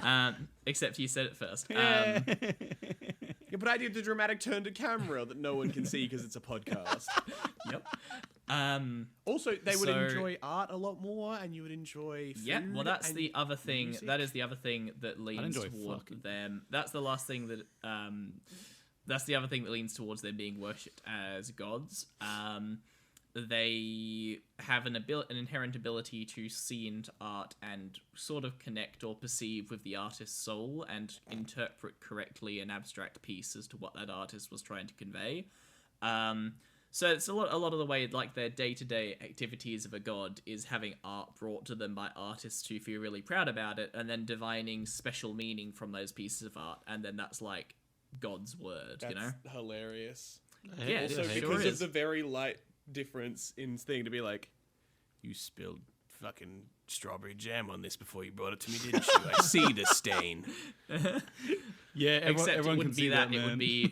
It would be interesting, and the spillage of strawberry jam. There's going to be a terrible incident at the pantry. You were rushing this morning to get out, and you forgot to strap your seatbelt on. You had a terrible car accident. Exactly. And you killed a man. I see So that in the jam. that's that one. The returned, specifically, do not need to eat or drink to survive, but they do need to sleep, not for the sake of energy, but so... I like how specific this is. They need to sleep so their short-term memories can be transitioned to long-term memory. That's hilarious. I thought it was... So their trust me, brain they're still not needs sleeping. to function... Yeah. Their brain still needs to function in some ways, but they don't need sleep to, like, energize I thought it was so they could take a break from their fucking nauseating existence. Oh, Yep. okay. Then, the other thing about Returned... with Is anyone on that high level without being returned? Does anyone be like, yeah, there I'm are a some Chad, people. I'm a self-built billionaire? I don't got no god money. I wasn't born to this. I built myself from the ground up. I still remember So who I am. The trade-off. to Started from no being a breaths, now we returned- here. The trade-off of being a returned, once every week, your body will consume a breath Oh, that's fine. to fuel it and keep it alive. Sorry, This, I see. if you have no other breaths, this will consume your divine breath and you die. Sorry, did the first returned come back, get to the end of the week, and just shit himself and die? Literally. yeah. Nice win. Nobody But told the me. people Nobody. But if you have enough people to keep sacrificing themselves to give their breath to you, you're just gonna chew through the other breaths before you get to your divine breath. So if you have 500 breaths and your divine breath, you're gonna go through 500 weeks and then your divine breath. Is this even worth it? This sounds like a pretty negative effect on the world, I'll be honest. This doesn't sound Hey, like... hey! They're giving artists the very important service of telling them what their art's about. This sounds like... Yeah, and the entire nation, this one nation, sorry, there's a lot of nations in the world, but this nation who worship returned as gods, it is part of their religious practice where it is a sacred honor to give your breath to one of the returned. So once a week they have their feeding day where someone will be brought and have to give their breath to the god. Hey guys, it's about 2:00. We'll be feeding the gods in half an hour. What do you like to watch? and it's this whole to some people of the world, it's the biggest atrocity ever, giving up your soul to these returned. But to the people of this nation, it's like this most sacred thing you could do. Interesting. It's it's like being chosen as the squire of the king's knight to ride on a fox hunt. It is like a great honor. Do you get benefits? Is it like lobbying? Can you lobby your souls to get benefits from the gods, and they influence political? Yeah, so you'll things? generally get a bit of a payoff. Oh, interesting. Yeah. Can I? Generally, at least from memory, going off of my reading of the book and not me researching for this episode, it's generally, if you're wanting to make money out of selling your breath, you go to the streets to do that. You wouldn't go, I need to make some money, I'm going to sell my breath to the god. You're more doing that for the honor. I feel like it's more like I'm lobbying for political power. I'm not trying to get money at that point. Yeah, that can be a thing as well. Deals are made, and that's what deals, some deals can involve that. I feel like this was created, like these returns was maybe a good way for her to try and change the future, the god trying to... Also feel like, if you feel like on generations, like these souls are going to stack up, and people are going to get more and more powerful in the future. So these returned are a good way to go. Let's get that money out of the economy. Let's try and affect the inflation of souls. Have here, some, yeah. So that is returned. The people that are worshipped as gods. That is type 1 biochromatic entities. Type 2. There are 4 types, by the way. Type 2 is so it's a mindless manifestation in a deceased host, or more commonly known as lifeless. Zombie. Zombie baby. Yes, Zombies, they are non-sentient, reanimated animal remains. They have a functioning brain and are able to interpret commands and have new commands given. They are made via complex commands that reanimate a dead person or animal. When you create them, part of the creation is giving them a command word or a password. This basically means that any command they are given, they will ignore unless it is given with that command phrase. Because without the command phrase, if you create a lifeless, someone else could just yell at it to do something, and it will do that thing. So they're really good at Simon Says. That's what I'm hearing. Yeah. Are there Effectively. any public service type awaken? Oh, not awaken. Lifeless? No, that's not their They're- name. No, lifeless. Yeah. Lifeless. Lifeless. Good. Cool. There could be, but they're too valuable. That sounds cringe. Government funding should exist in this universe. Probably should. Get it on God brand. funding, you mean? So, the thing with the lifeless is, it does only take one breath to create a lifeless if you know the right commands. Okay. I was gonna say because they're already looking like life. It wouldn't be like trying to make like a Exactly. rope into a snake. But the It's, thing like, with them, already because body. you are literally bringing something that was dead back to life in a servant zombie sort of way, the breath clings to them, and you aren't able to recover that breath. So any breath you use creating a lifeless is gone. Oh, okay. That's another one of the ways that breath can be lost. In Do this they ever world. run out, or they stay alive forever as well? So in theory, they can survive forever, the lifeless, but because their body is not really alive, any damage they take is permanent unless you manage to fix them somehow. Yeah. Fixing them can be as simple as sewing up a cut in their arm that's meaning their muscle and bones are hanging out, or it can be giving them more breath to properly heal a wound, that sort of thing. Does Yeah. so there's requirement for the body to function as like a functional being. Like I can't make a skeleton. You sure can. Win. But something needs to be holding that bag of bones together, is the only requirement. Okay. String. What? Yeah, that would be a functioning lifeless. That is Let's go, ridiculous. baby. String. If you But just it would you get a pair of be scissors, snip, the- it's done. It would be the worst lifeless ever, because it would get like excuse pushed me. over. I have a skeleton. I can't hear you over my fucking skeleton servant. Yeah, you can't hear because his bones Yeah. are rattling on the ground. Because he's falling apart because yeah. the string broke. He's terrible. So, the other thing with lifeless is they, just so I don't misspeak, yeah, so the thing with lifeless is they retain in some small way, and part of the reason why some people get particularly uncomfortable around lifeless is because it's not always just as simple as dead person is now a servant. They do keep some, especially people that get turned into lifeless, keep some small degree of personality or skill from when they were alive. So Oh God. if you're trying to make an army out of lifeless, if you get 100 farmers and bring their dead bodies back as lifeless, they're going to be just as skilled or good a fighter as they were when they were alive. If you get 100 of the best swordsmen in the world, kill them and bring them back as lifeless, they're going to be as good a swordsman as they were, except they're now undead that won't feel pain and can march forever and not need to eat or drink. Until they get their bones sliced off. Correct. Sounds like a good army. Yeah. Do people bring back like their pets because they're sad about their pets dying? Yeah, people can do that. I'll be honest, People bring that's my back, first thought. I was dead- like, I'm real sad my pet dying. Yeah. I'll bring it back. But it's like, it always obeys your commands, but it's kind of sad because sometimes you don't want it to obey your commands. Yeah. You're like, oh, I Yeah. just want to be a pet. Oh, there's people that bring back like loved ones and stuff as Oh, lifeless as God. well. Yeah. That sounds like a bad idea. It sounds like a. Yeah. Okay, that's riding a very weird line of whether or not that is necrophilia. Because, like, they're Yes. alive. Yes. No, they're not alive. No, they're alive. They're moving around. They have their own will and personality. They don't have their own will. You command them. No, but yeah, if I so they say do- what you want, like... Yeah, they can act a little bit of their own accord with it. Like if something, they will have like the tiniest bit of their own. Like if you've given them a particularly vague command, they aren't just gonna like do nothing and stand there. They might like kind of walk around or slightly do something.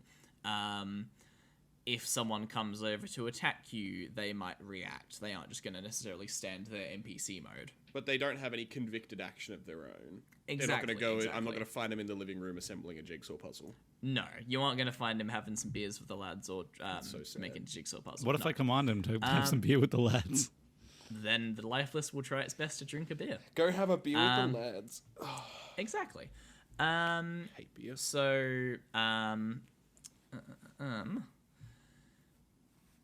Yeah, imagine being so so sad that you have to the- bring back your dead people to have beers with. I mean, they exist in the world. God. So then into type 3. This is the classic type of awakening that you get in the world. This is awakening objects. And this is the way that is most commonly used in the world. This is the one that pretty much everyone can learn. It's pretty easy to learn these commands, and it's pretty easy to work on them. And we'll talk a little bit about what I mean when I say commands here. Hard to get the souls, though. The souls, the breaths. It is hard to get the breaths. Souls is also a thing. Can I? Mm-hmm. Sex dolls, do they exist? Shut the fuck up. I guess so. I just ripped the band-aid off. That's not sex doll. Oh, actually, it's object awakening. Fuck. It's definitely a sex doll. Again, necrophilia line. That's Kinda not weird. necrophilia, it's an object. It's the soul of someone that you've stolen that you're putting into a fucking body. They don't have the personality through the breath. The breath is just power. Still The creepy. personality was in the brain of the person. That's why necrophilia was weird. Yeah, look. Just an object. I'm not doing any of them. What if a sex toy had The fuck up. Fuck. So with awakening and commands, you get basic commands, which will be something like fetch keys is the one that we read before. So that is a very, very simple command, and the breath goes into the thing. And then the important step of commanding objects, as opposed to other types of awakened things, is the visualization. And the stronger you can visualize the command, the less breaths it's going to take and the better it's going to accomplish it. So people that are very well practiced at this sort of thing will be able to very accurately and quickly visualize what they need done. And the way that so for example, of the one side of the book of fetch keys, in that process, that person is very well practiced with awakening, so they are very clearly picturing in their mind's eye, they want this straw thing to jump out of the iron bars, walk into the next room, jump up onto the counter, take those keys that are on that hook, and walk back. So yeah, like people who because some people are really good at visualizing objects, visualizing scenes. Some people are really bad at that, so can't do it. Yep. So those people just have a distinct advantage. Yeah. Do can rotate, breaths definitely. give you better at imagining things or not? Yeah, so this kind of goes back. So if you remember when I was talking about like the higher heightenings having like instinctive awakenings, commands, yeah. So that's where the visualization starts to become less important, and the command phrases start to get less important. At lower levels of awakening, the command is really important, and if you don't say the right command, it may not do the thing. Whereas if you're a high enough level, if you just think what you want to do and say something close to it, it'll probably happen. And your thoughts are more strong than like your visualization of it. So when you're rich, it's easy. When you're poor, it's more difficult. It's just yeah, exactly. Classic. Once again, get exactly rich. right. So with yeah, so the difference between these and lifeless is that it's organic but not something that was alive. This could be anything from awakening parts of cloth is deemed as an organic material, things like straw, rope made out of the right sort of fiber, anything like that you could sort of awaken. would cow leather. Yeah, that would definitely be something you could awaken very easily. When does something stop becoming an animal and start becoming an object? When it's not off wait, what? Because like a piece of meat is an object, Right. If it's Okay, on an I animal, see. So you're saying, why can't I animate the leather off a cow's back? Exactly. I think, yeah. The line's a little grey on that in the book. I'm sure there is a reason if I dug hard enough, but long and short, you wouldn't be able to turn that into a lifeless because it's not a complete body, but you probably could awaken a hunk of meat. Okay. Yeah, It's just an object. It's already being controlled by another breath. Yeah. Because I would argue when someone's just bones and you're putting it together with strings, I'd say that's more of an object that you've strung together. Not Yeah, and you could do that, but it wouldn't be able to do the same thing as a lifeless can do. Interesting. Because the lifeless is where you've got the ability to give it different commands and it can stay around for a while, whereas once you've got an object that you awaken, it does one particular thing based on the command you give it.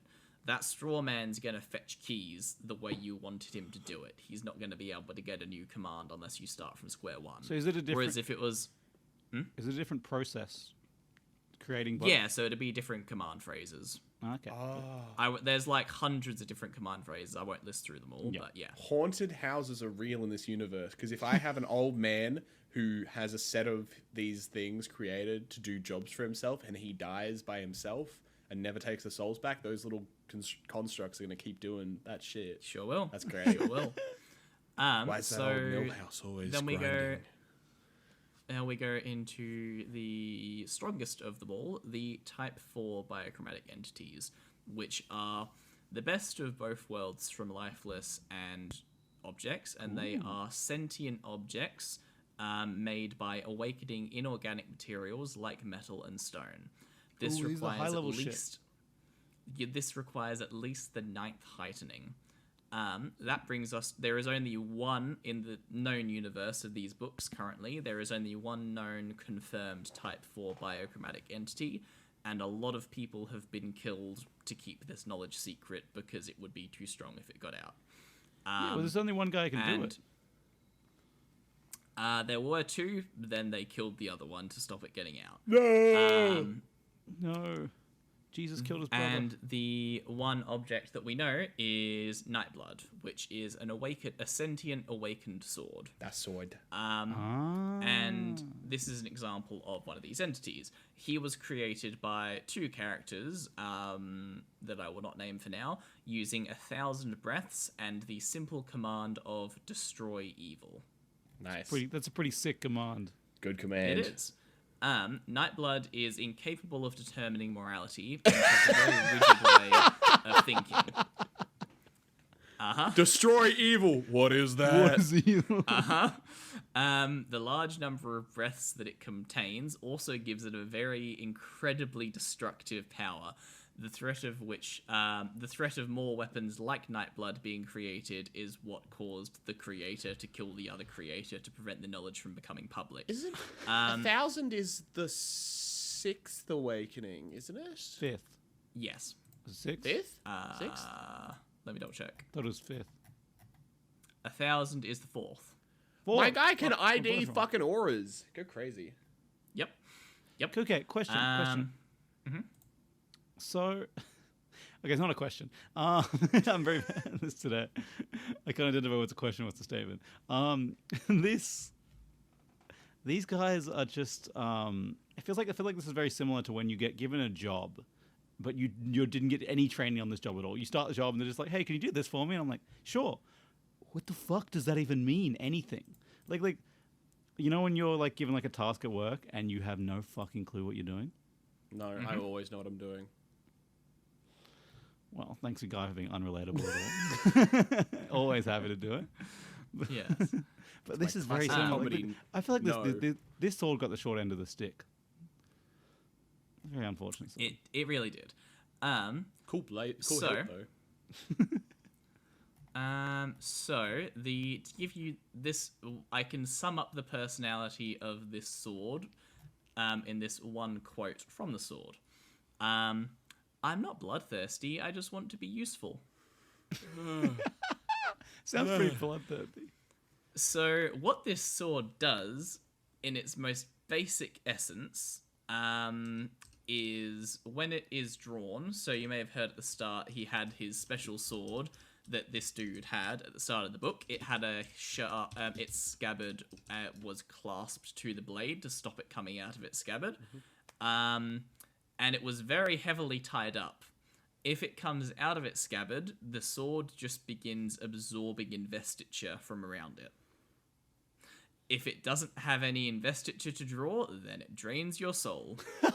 So all of the guards with one soul standing in this prison are about to get sucked. So if one of them opens the sword, they all die. Basically, the blade constantly... sword. The sword constantly wants to be fed. It is constantly hungry. If you stab someone with it, they basically turn to dust and disappear because the sword just eats their very life essence. I just looked up the sword to see what it looked like, and I got one quote that I'd like to read because I think it's great. Sure. It's just, "Hello, Would you like to destroy some evil today? That is the other quote I was going to say today. Dub. Yes, I would. Anyway.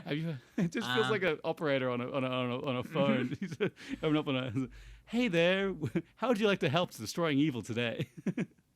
So the next and last phrase bit from the book I actually want to read involves that blade. So this is Vasher and him having the sword Nightblood at this point of the book, going through a bit of an infiltration. So let's see. I wanted to start from here. If you're using it, does it suck you? If you keep it in its sheath, no.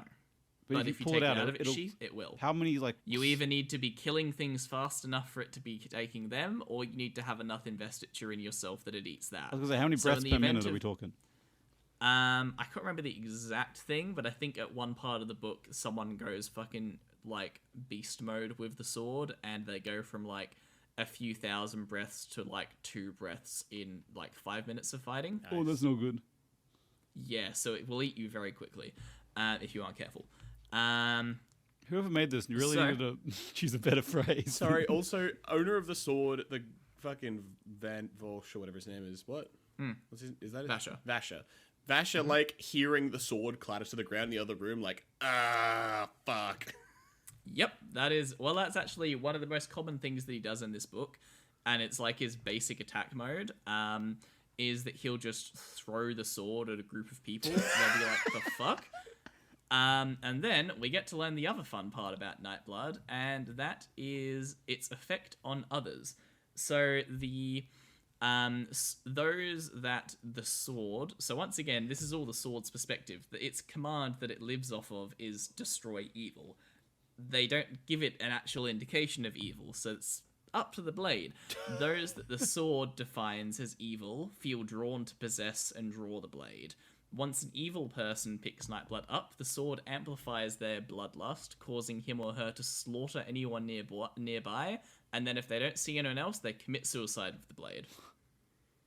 I'll be honest, if it doesn't get an evil person, it's going to create some evil people. So like, it's getting it either way. Nightblood, in effect, wields the person holding the sword, and the result is often suicide, with Nightblood plunged through their own chest. Right. A strong-willed person, or someone who has previous history of Nightblood, can resist this bloodlust. So if you're aware that it's a sentient sword trying to control you, it can help you resist it.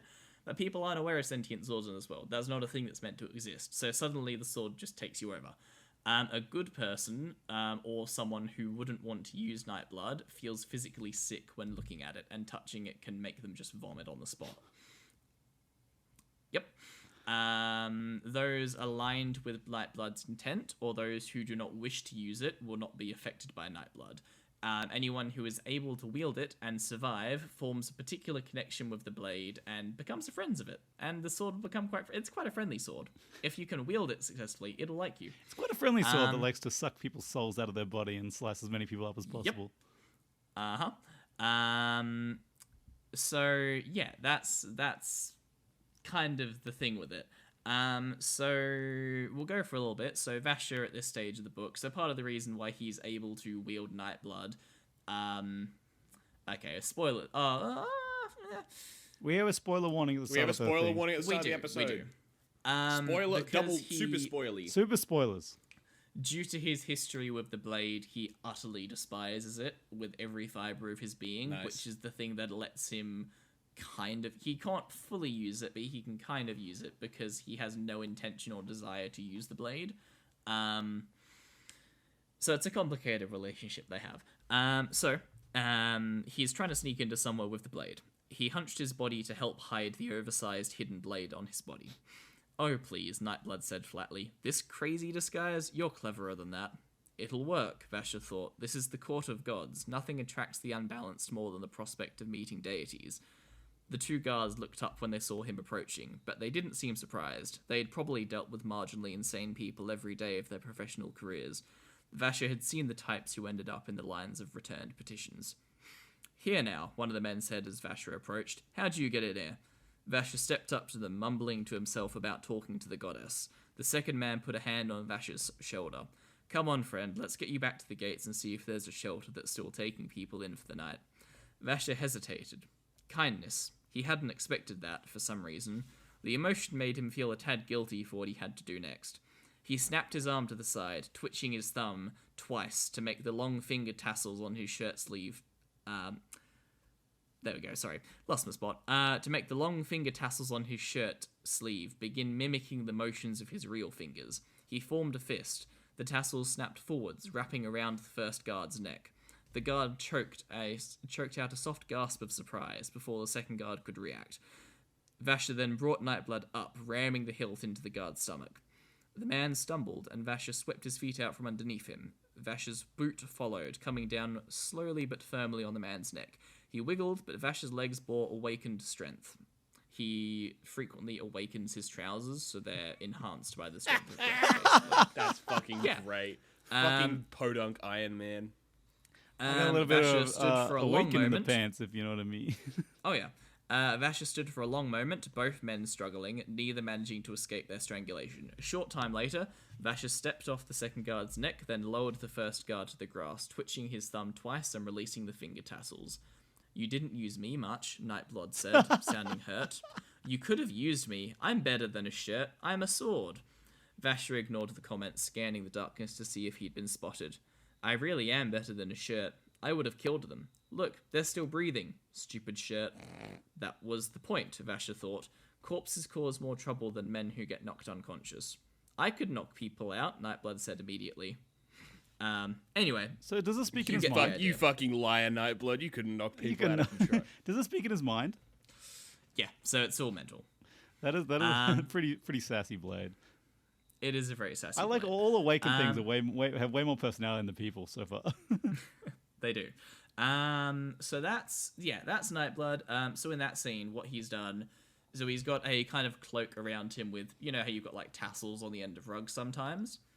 He's effectively used them and given the command of, upon my call, become like my fingers. And that basically means that these tassels that are very, very strong when enhanced by a bunch of breaths are going to mimic his fingers. So that kind of almost becomes like an extra exoskeleton. So he can do things like, if he clenches his fist, the tassels are going to tighten like a fist. Interesting. That's so cool. Yeah, so that's the thing I wanted to tell you about that scene is the most common way that people use awakening to fight and stuff is effectively making themselves like a cool ass armor suit out of basic clothing that they awaken. So It's Mecha Wars. become like my legs and lend them strength would make pants that basically just become like an Iron Man suit over your legs, and when you kick something, have the extra strength behind them. So in this world, you're more scared of a man in normal clothes on a battlefield than in armor. Correct. Nice. 100%. Until you should be scared. Until you should be fucking terrified, yeah. Question. Yes. And you might get into this, but you were talking about going to he was talking about going into the gods area. What happens if Yes. this little swordie gets near a divine soul? So it will just eat it. Yum. Will it take a while, or just eat it like any other breath? In theory, like any other breath. Interesting. Yeah. So, that's the word. Then the,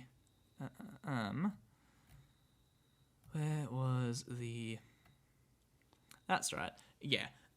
So yeah, that is Nightblood, the sentient sword, which everyone in Sanderson's fan base desperately wants to know more about. And we only have the long and short of this, the like main big series that he has that's like the main flagship of the Cosmere, I guess you could say. Nightblood is in that series, being wielded by one of the characters in there, which is where a lot of the quotes come from. But the thing is, we don't know a lot about the backstory of Nightblood. We don't know a lot about it. We just know it's this random OP as fuck blade with a bunch of sassy personality. And the book that has its background in it isn't that big, so people want to know more about it. How does the blade react yes. to other kind of magics in this world? Does it suck it from the metal? So yeah, that is the thing that is actually one of the last things I was going to get to. My closing things, I guess you could say, is How the fuck do these work together? Yeah, so the thing about Warbreaker and the breaths is in a lot of ways, it is the strongest magic system in Sanderson's universe because the potential that you can do with commands, if you get to a high enough heightening, anything you can imagine can happen. You can have someone flying into battle atop a fucking like titan built out of couches with ropes that can swing hard enough to knock a castle into the ocean if they have enough breath. You can have a sword that's capable of passing through someone's body and turning their body to dust as it eats their very soul if you have enough breath. The thing is, the breaths are really hard to get. Once you start mixing in the other worlds, where it's a lot easier to get that investiture, the possibilities start to open up a little bit more. Do you So, question? yes. How much does it make strong? Like you said, like the pants get stronger. How much breath would you have to make it like strong? Like the steel, like 100 breaths is like. Do we know? So it's more based on. It's physically stronger than so like when it hits you, it's very physically strong, and it's going to be stronger than someone hitting you. But at the same time, if you cut it up enough, it is going to start to fall to pieces. I mean, imagine if you had a pair of pants that could pull themselves back together when they ripped. Yeah. I'm just imagining how forcing rich do I need to itself. be to punch through a fucking brick wall with gloves? Not overly. That's pretty cool. Yeah. So the so this system is very hard by nature, but it is quite soft in world. There's not a lot of fiction that has been written about this magic system, and a lot of it's being kept to its chest.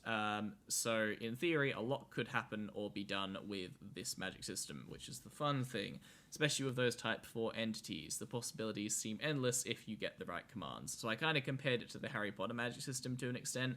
It's a little bit harder than the Harry Potter one, but in Harry Potter, where the whole thing of, yeah, you could say it's a hard magic system because specific spell does specific thing, but the only difference between that and something that can't be done is a spell that JK hasn't made yet, you know? That's kind of the same thing here. Who's to say there isn't an 11th heightening? Who's to say there isn't a 20th heightening? Whatever.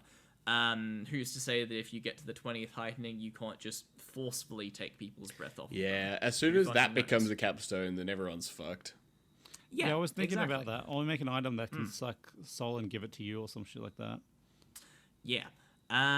So that's the other thing, because the interesting thing about Nightblood, especially the sentient sword, is that it actually feeds and sucks investiture breaths. So when it kills someone, it's going to absorb their breaths. Currently, there's no way to take those breaths out of the sword, but if you could, and you stabbed someone with it who has 1,000 breaths, that sword now has an extra 1,000 breaths I was that gonna say, maybe you could take from it. Is the guy who made this sword still alive? But yes. Have they ever been in touch with the sword in the story? Because aren't you only allowed to suck the souls out of things you made? But the main creator got killed by the person that helped them make it, if you remember. Okay, so how does that work in like a who made it? Who gave the souls to make, or the breaths to make it? The person that gave the breaths died. Okay, so They they were killed. could have maybe be able to suck the souls out of it, but we don't know. Potentially. Interesting. So the what's the word? So this world and this magic system is a great example of why in Sanderson's Cosmere and other magic systems I'm sure we'll talk about at some point, a lot of the overarching background narrative across the different books has a lot to do with emphasis on people trying to figure out how to move investiture between other planets, because you've got planets like this where their magic system is really fucking strong, but it's really hard to get the magic juice, and then you've got worlds where the magic's not quite as strong, but you can literally get it from a storm that rolls around every week and recharges your gems if you leave it outside. So if you could figure out a way to get that much freedom of access to magic juice to the people that can do this level of insane stuff with it. Yeah, if you can enter a gem to a breath or something like that, would be interesting. What's the conversion rate? That's a lot of the overarching, because there's no direct story between the books, but there's a lot of overarching things where you see background characters doing this in that book, that in the other book. That's a lot of the background stuff that's going on. Oh, that's Can you also... fly? Sorry, it's a weird question, weird tangent. Can you fly? Can you tell your clothes to lift you off the ground and carry you? No, but you do get people that will not necessarily make them fly, but if you've got a rope that's long enough, reach up to there and pull me up could be a command. That's fair. But the rope is And flying then up there. people, I think you would have to partially throw it and it's stretched, but Okay. it can also climb up the side of the wall potentially. I'd also be interested in the breath to other magic systems. What was the term? Investiture's conversion, because everyone in this universe is born with a breath. Yep. So maybe they start off as like a mid tier to high tier mage in another one. Well, yeah, interesting. that's it. That's just it. Interesting. The other thing that's interesting about, so you know how I mentioned with the Returned, how, and it's from the characters in this book that we have the confirmation that the investiture does travel between worlds. Someone who is returned and goes to another world, they can fuel their every week take a breath thing. They can fuel that with other investiture. Just eating metal, just eating gold. Yeah, It so keeps that me means Someone on that healthy. aluminum. the world where the magic just literally flies around the world in a storm that you can recharge gems in.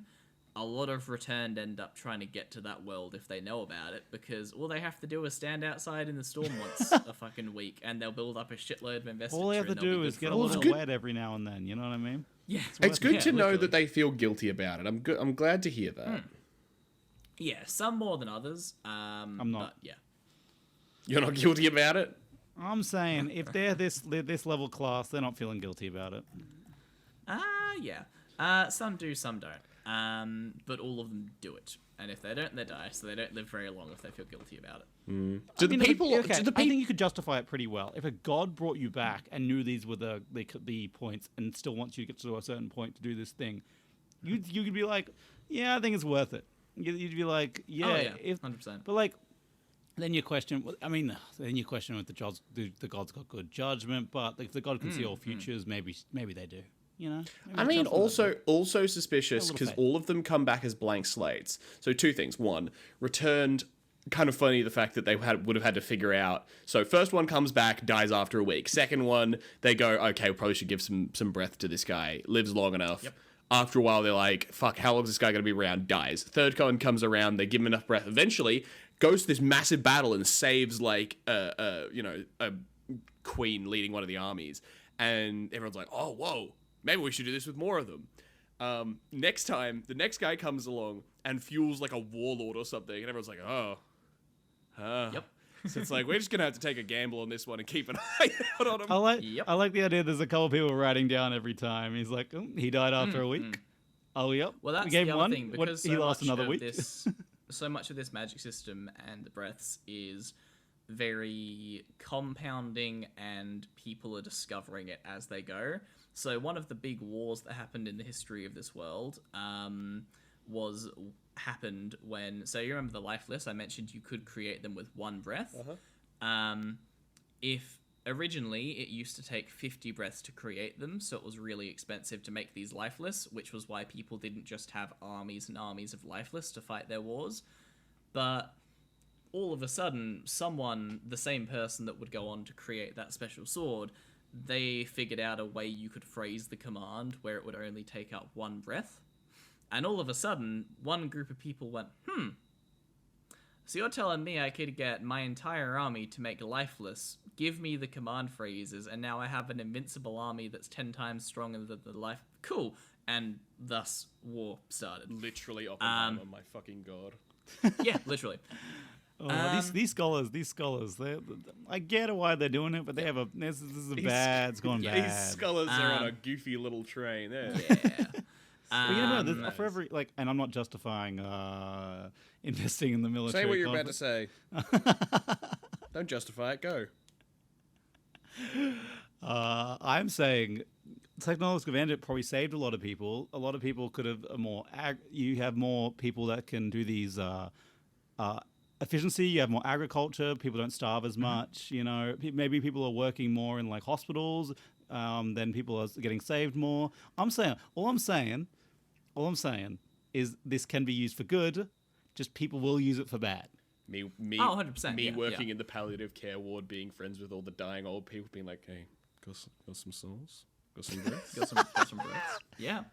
Well, that's the other thing as well, because once people have a certain amount of breaths, no one really wants to kill them, but they do want to keep them as a prisoner because it's such a big waste to lose several thousand breaths.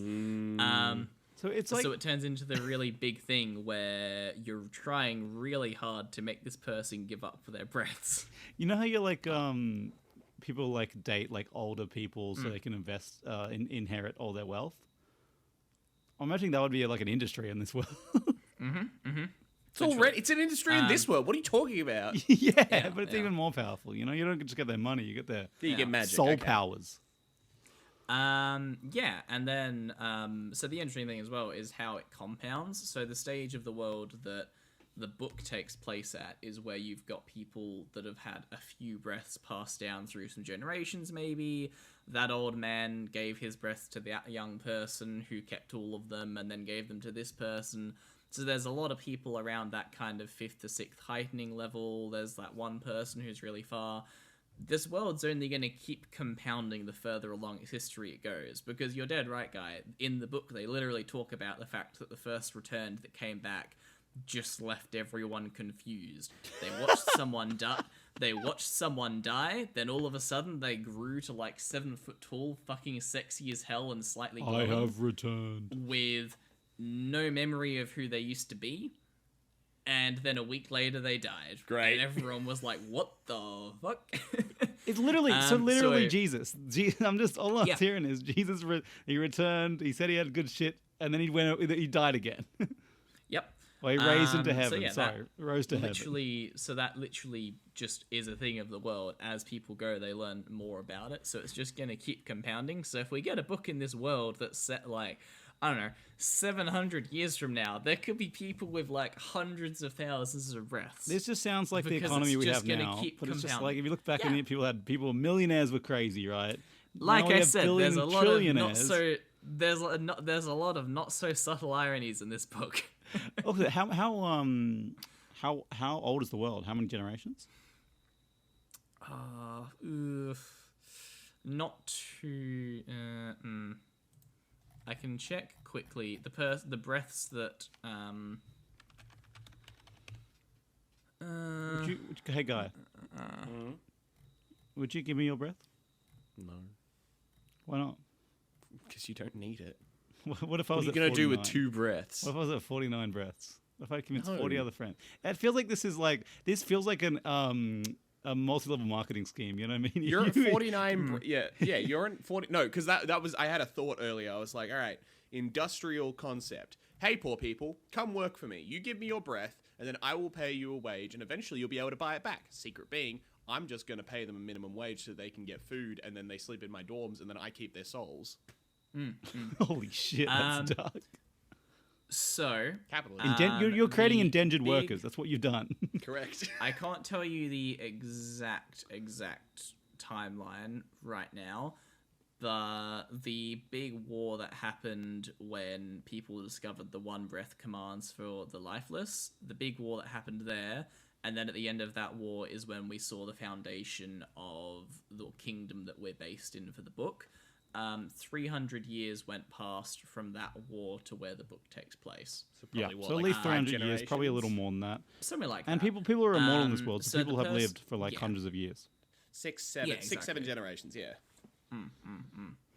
Yeah, so people are just going to keep building up stockpiles of breaths, which is so much fun. But yeah, that is the very simple but very fun magic system of Awakening. That's delightful. I really like this magic system. I really do. It's fun. Yeah, it's great. You I love know, it. in a weird way, and follow me here. I know you both struggle with pop culture sometimes, but have you ever seen that movie with Jason Derulo? Jason Derulo? No, the other one. Fuck, I'll look up the Jason name. Momoa? No, the guy who's in NSYNC. Don't know that. Okay. Oh, Justin Timberlake? Yes, Justin Timberlake. Thank you. Have you seen In Time? No. So it's a movie where everyone, instead of having money, I they know have this one. time. No, I know this one because I watched a video about it where a guy tried to calculate the price of a PS5. Yeah. So the basic synopsis is instead of money, everyone has time, and you have like a thing, and it like counts down in seconds, right? and on your wrist, and if it goes to 0, you die. Right, and the whole point, people go to work and they get like they work their shift and they get their time basically enough to go buy food with their time and go home, and they can like give time to other people and stuff like that. And the whole premise of it, like I think his girlfriend or something, or his mother or something like that. Oh yeah, because people are immortal in this world as well. His mother dies, and he's like at the depths of his world, but he like saves like a rich person. And they give him like 1,000 years or some shit like that. And there's the whole point is like that. I feel like that's exactly the same thing about the rich being really rich, having all these breaths and power, and the poor using their last breath, their last soul to get them to the next day. Like I feel like it's all very much like that. Yeah, it's good. 100%. Oh yeah, there was one. Sorry, you just reminded me. There was one other thing I was meant to say. Justin Timberlake's a great actor. Yeah, me too. Yeah, he is. So I didn't talk about the drabs very much. So the drabs are the people who have got 0 breaths. Without breath, color loses its vibrancy and your other senses are dulled. You are impotent. You are not far off. Lame. And despite what some people believe in the world, being without breath does have significant negative effects. You feel less emotion and are more susceptible to depression. A person's allure decreases, as does their strength of their immune system. So you're going to get sick all the time. You're more prone to strong emotions and being sexy. sad and such. You're less hot. No. You said no. You said they have less allure. Is that sexy? Yeah. They will just start. They're more prone to like showing signs of aging faster, that sort of thing. If drabs are real, I'm a drab. Yeah. I feel that. They feel that, man. They typically have shorter lifespans, and drab lacks life sense. So the instinctive feeling, when you meet someone, yeah, you are a drab, Matt. When you meet someone that just has no spatial awareness at all, that they would be a drab. Thankfully, I'm not colorblind though. I'm just regular blind. I was gonna say, yeah. So, and also, just a fun thing, once again, we don't know the specific reason, but someone that dies a drab is incapable of returning. Oh, okay.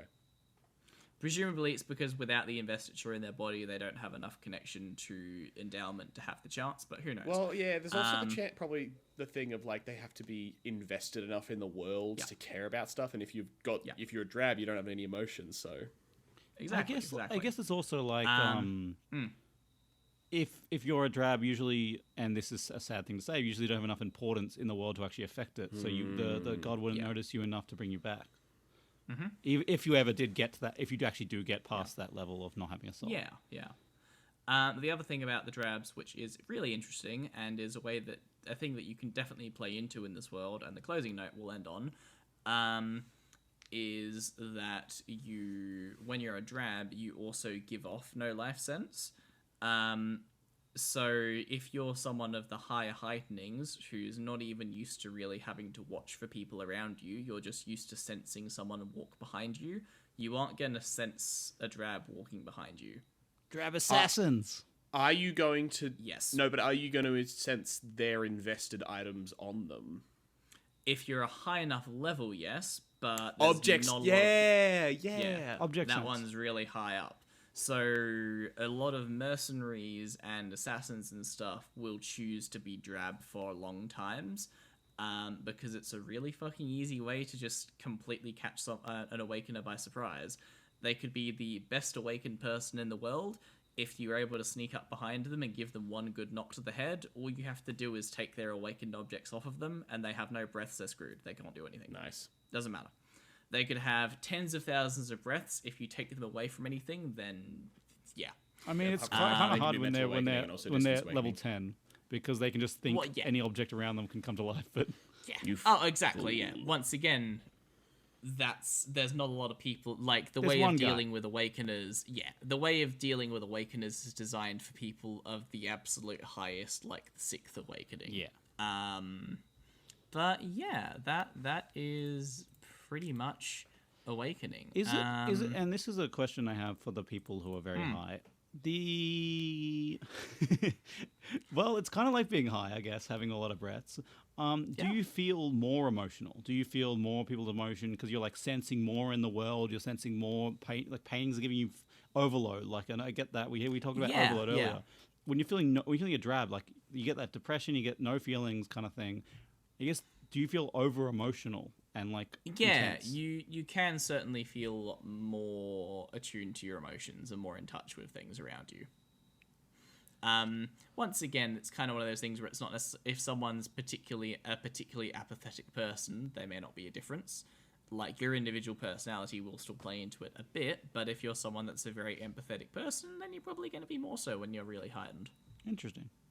I have two questions.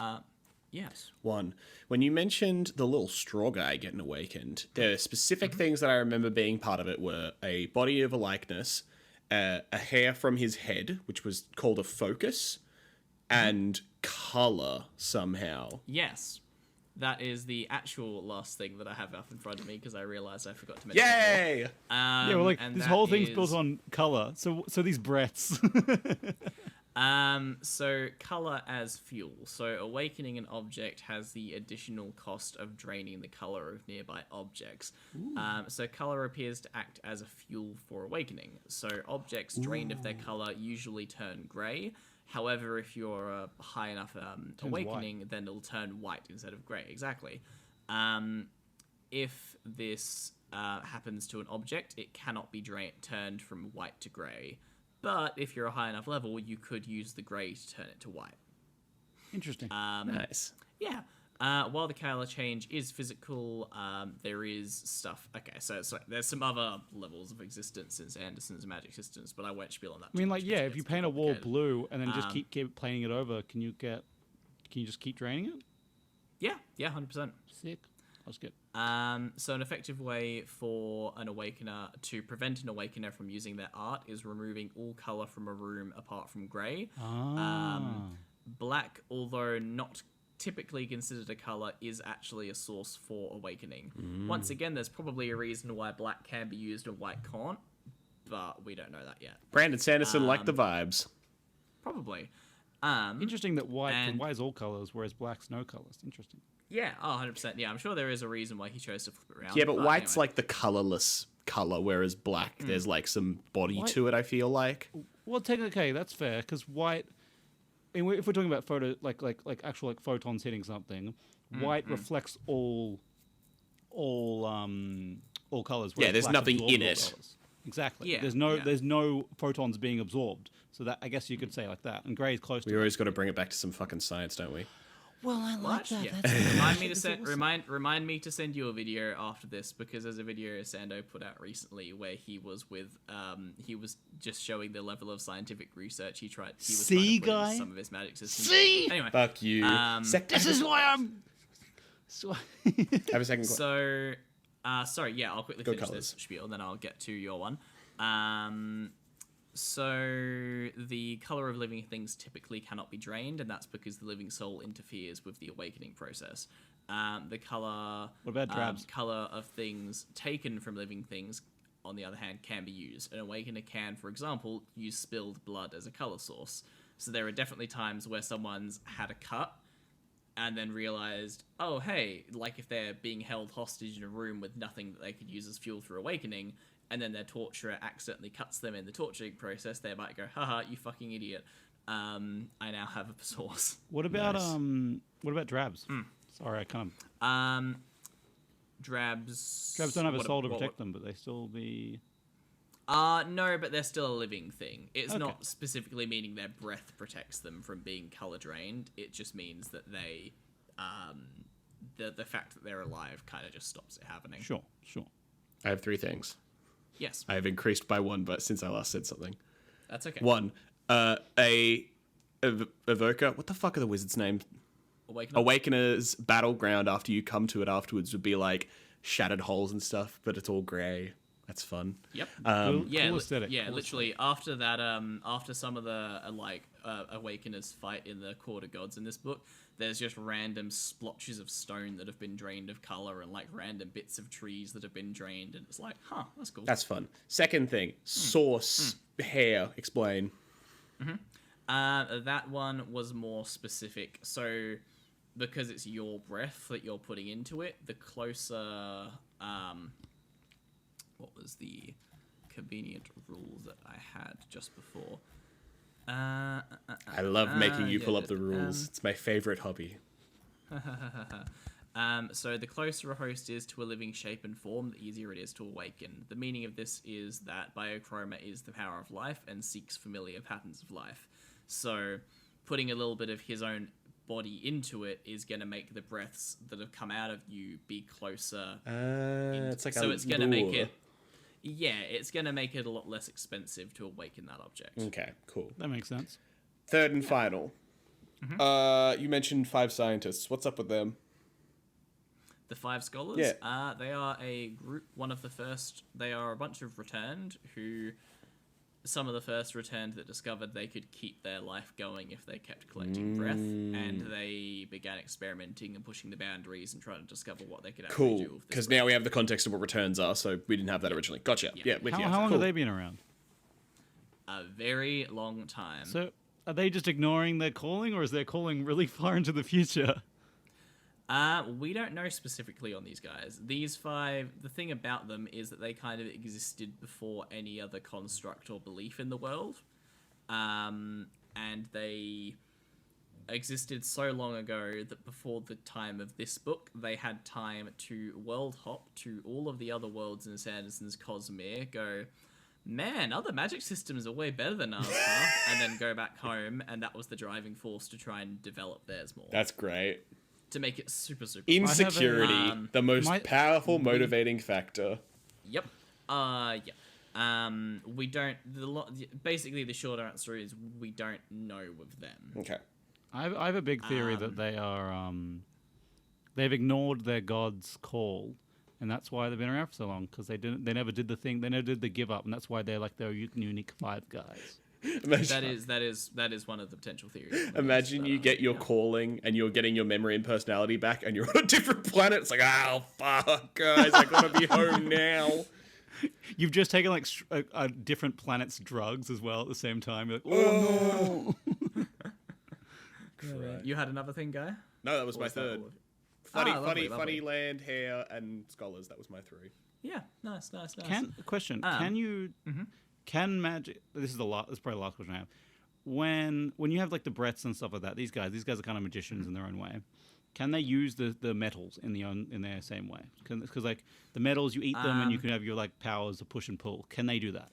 So maybe. We actually don't know the interaction that might happen, because what we do know about allomancy, because allomancy is the one where you burn the metals to use the investiture stored in them. Yeah. We know that there is something genetically different about someone in that universe that lets them actually break down the metal into its investiture. Interesting. So in theory, someone would need to be an allomancer and an awakener to be able to combine those things. That's kind of... To be completely honest, that's kind of the spot where the Sanderson books and Cosmere is at currently. We've had loads of books and loads of self-contained stories with hints to each other. We're really at the point now where we've got main characters from this book showing up in the main like Stormlight Archive series and starting to interact, and it's starting to get to the point where all the fans are asking, hey, but how does that person use that power, and how does that person use that power? So we're probably going to find out before too long the specifics of it, but yeah. Sick. And hey, stick around, because we'll definitely have a follow-up. If these books ever cross over fully, we're going to fucking go in depth about it. Yeah. Brandon Sanderson's added genes for what type of magic you use. I have brown hair, brown eyes, and I can use allomancy. Thank you.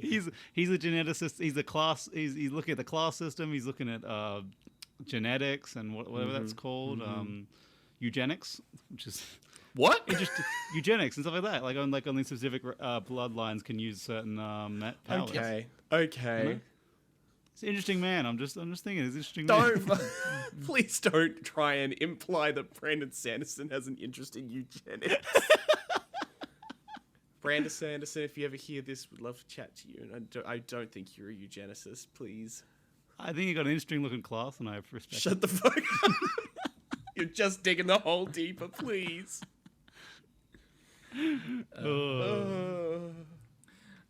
Well. Anyway, classism and capitalism.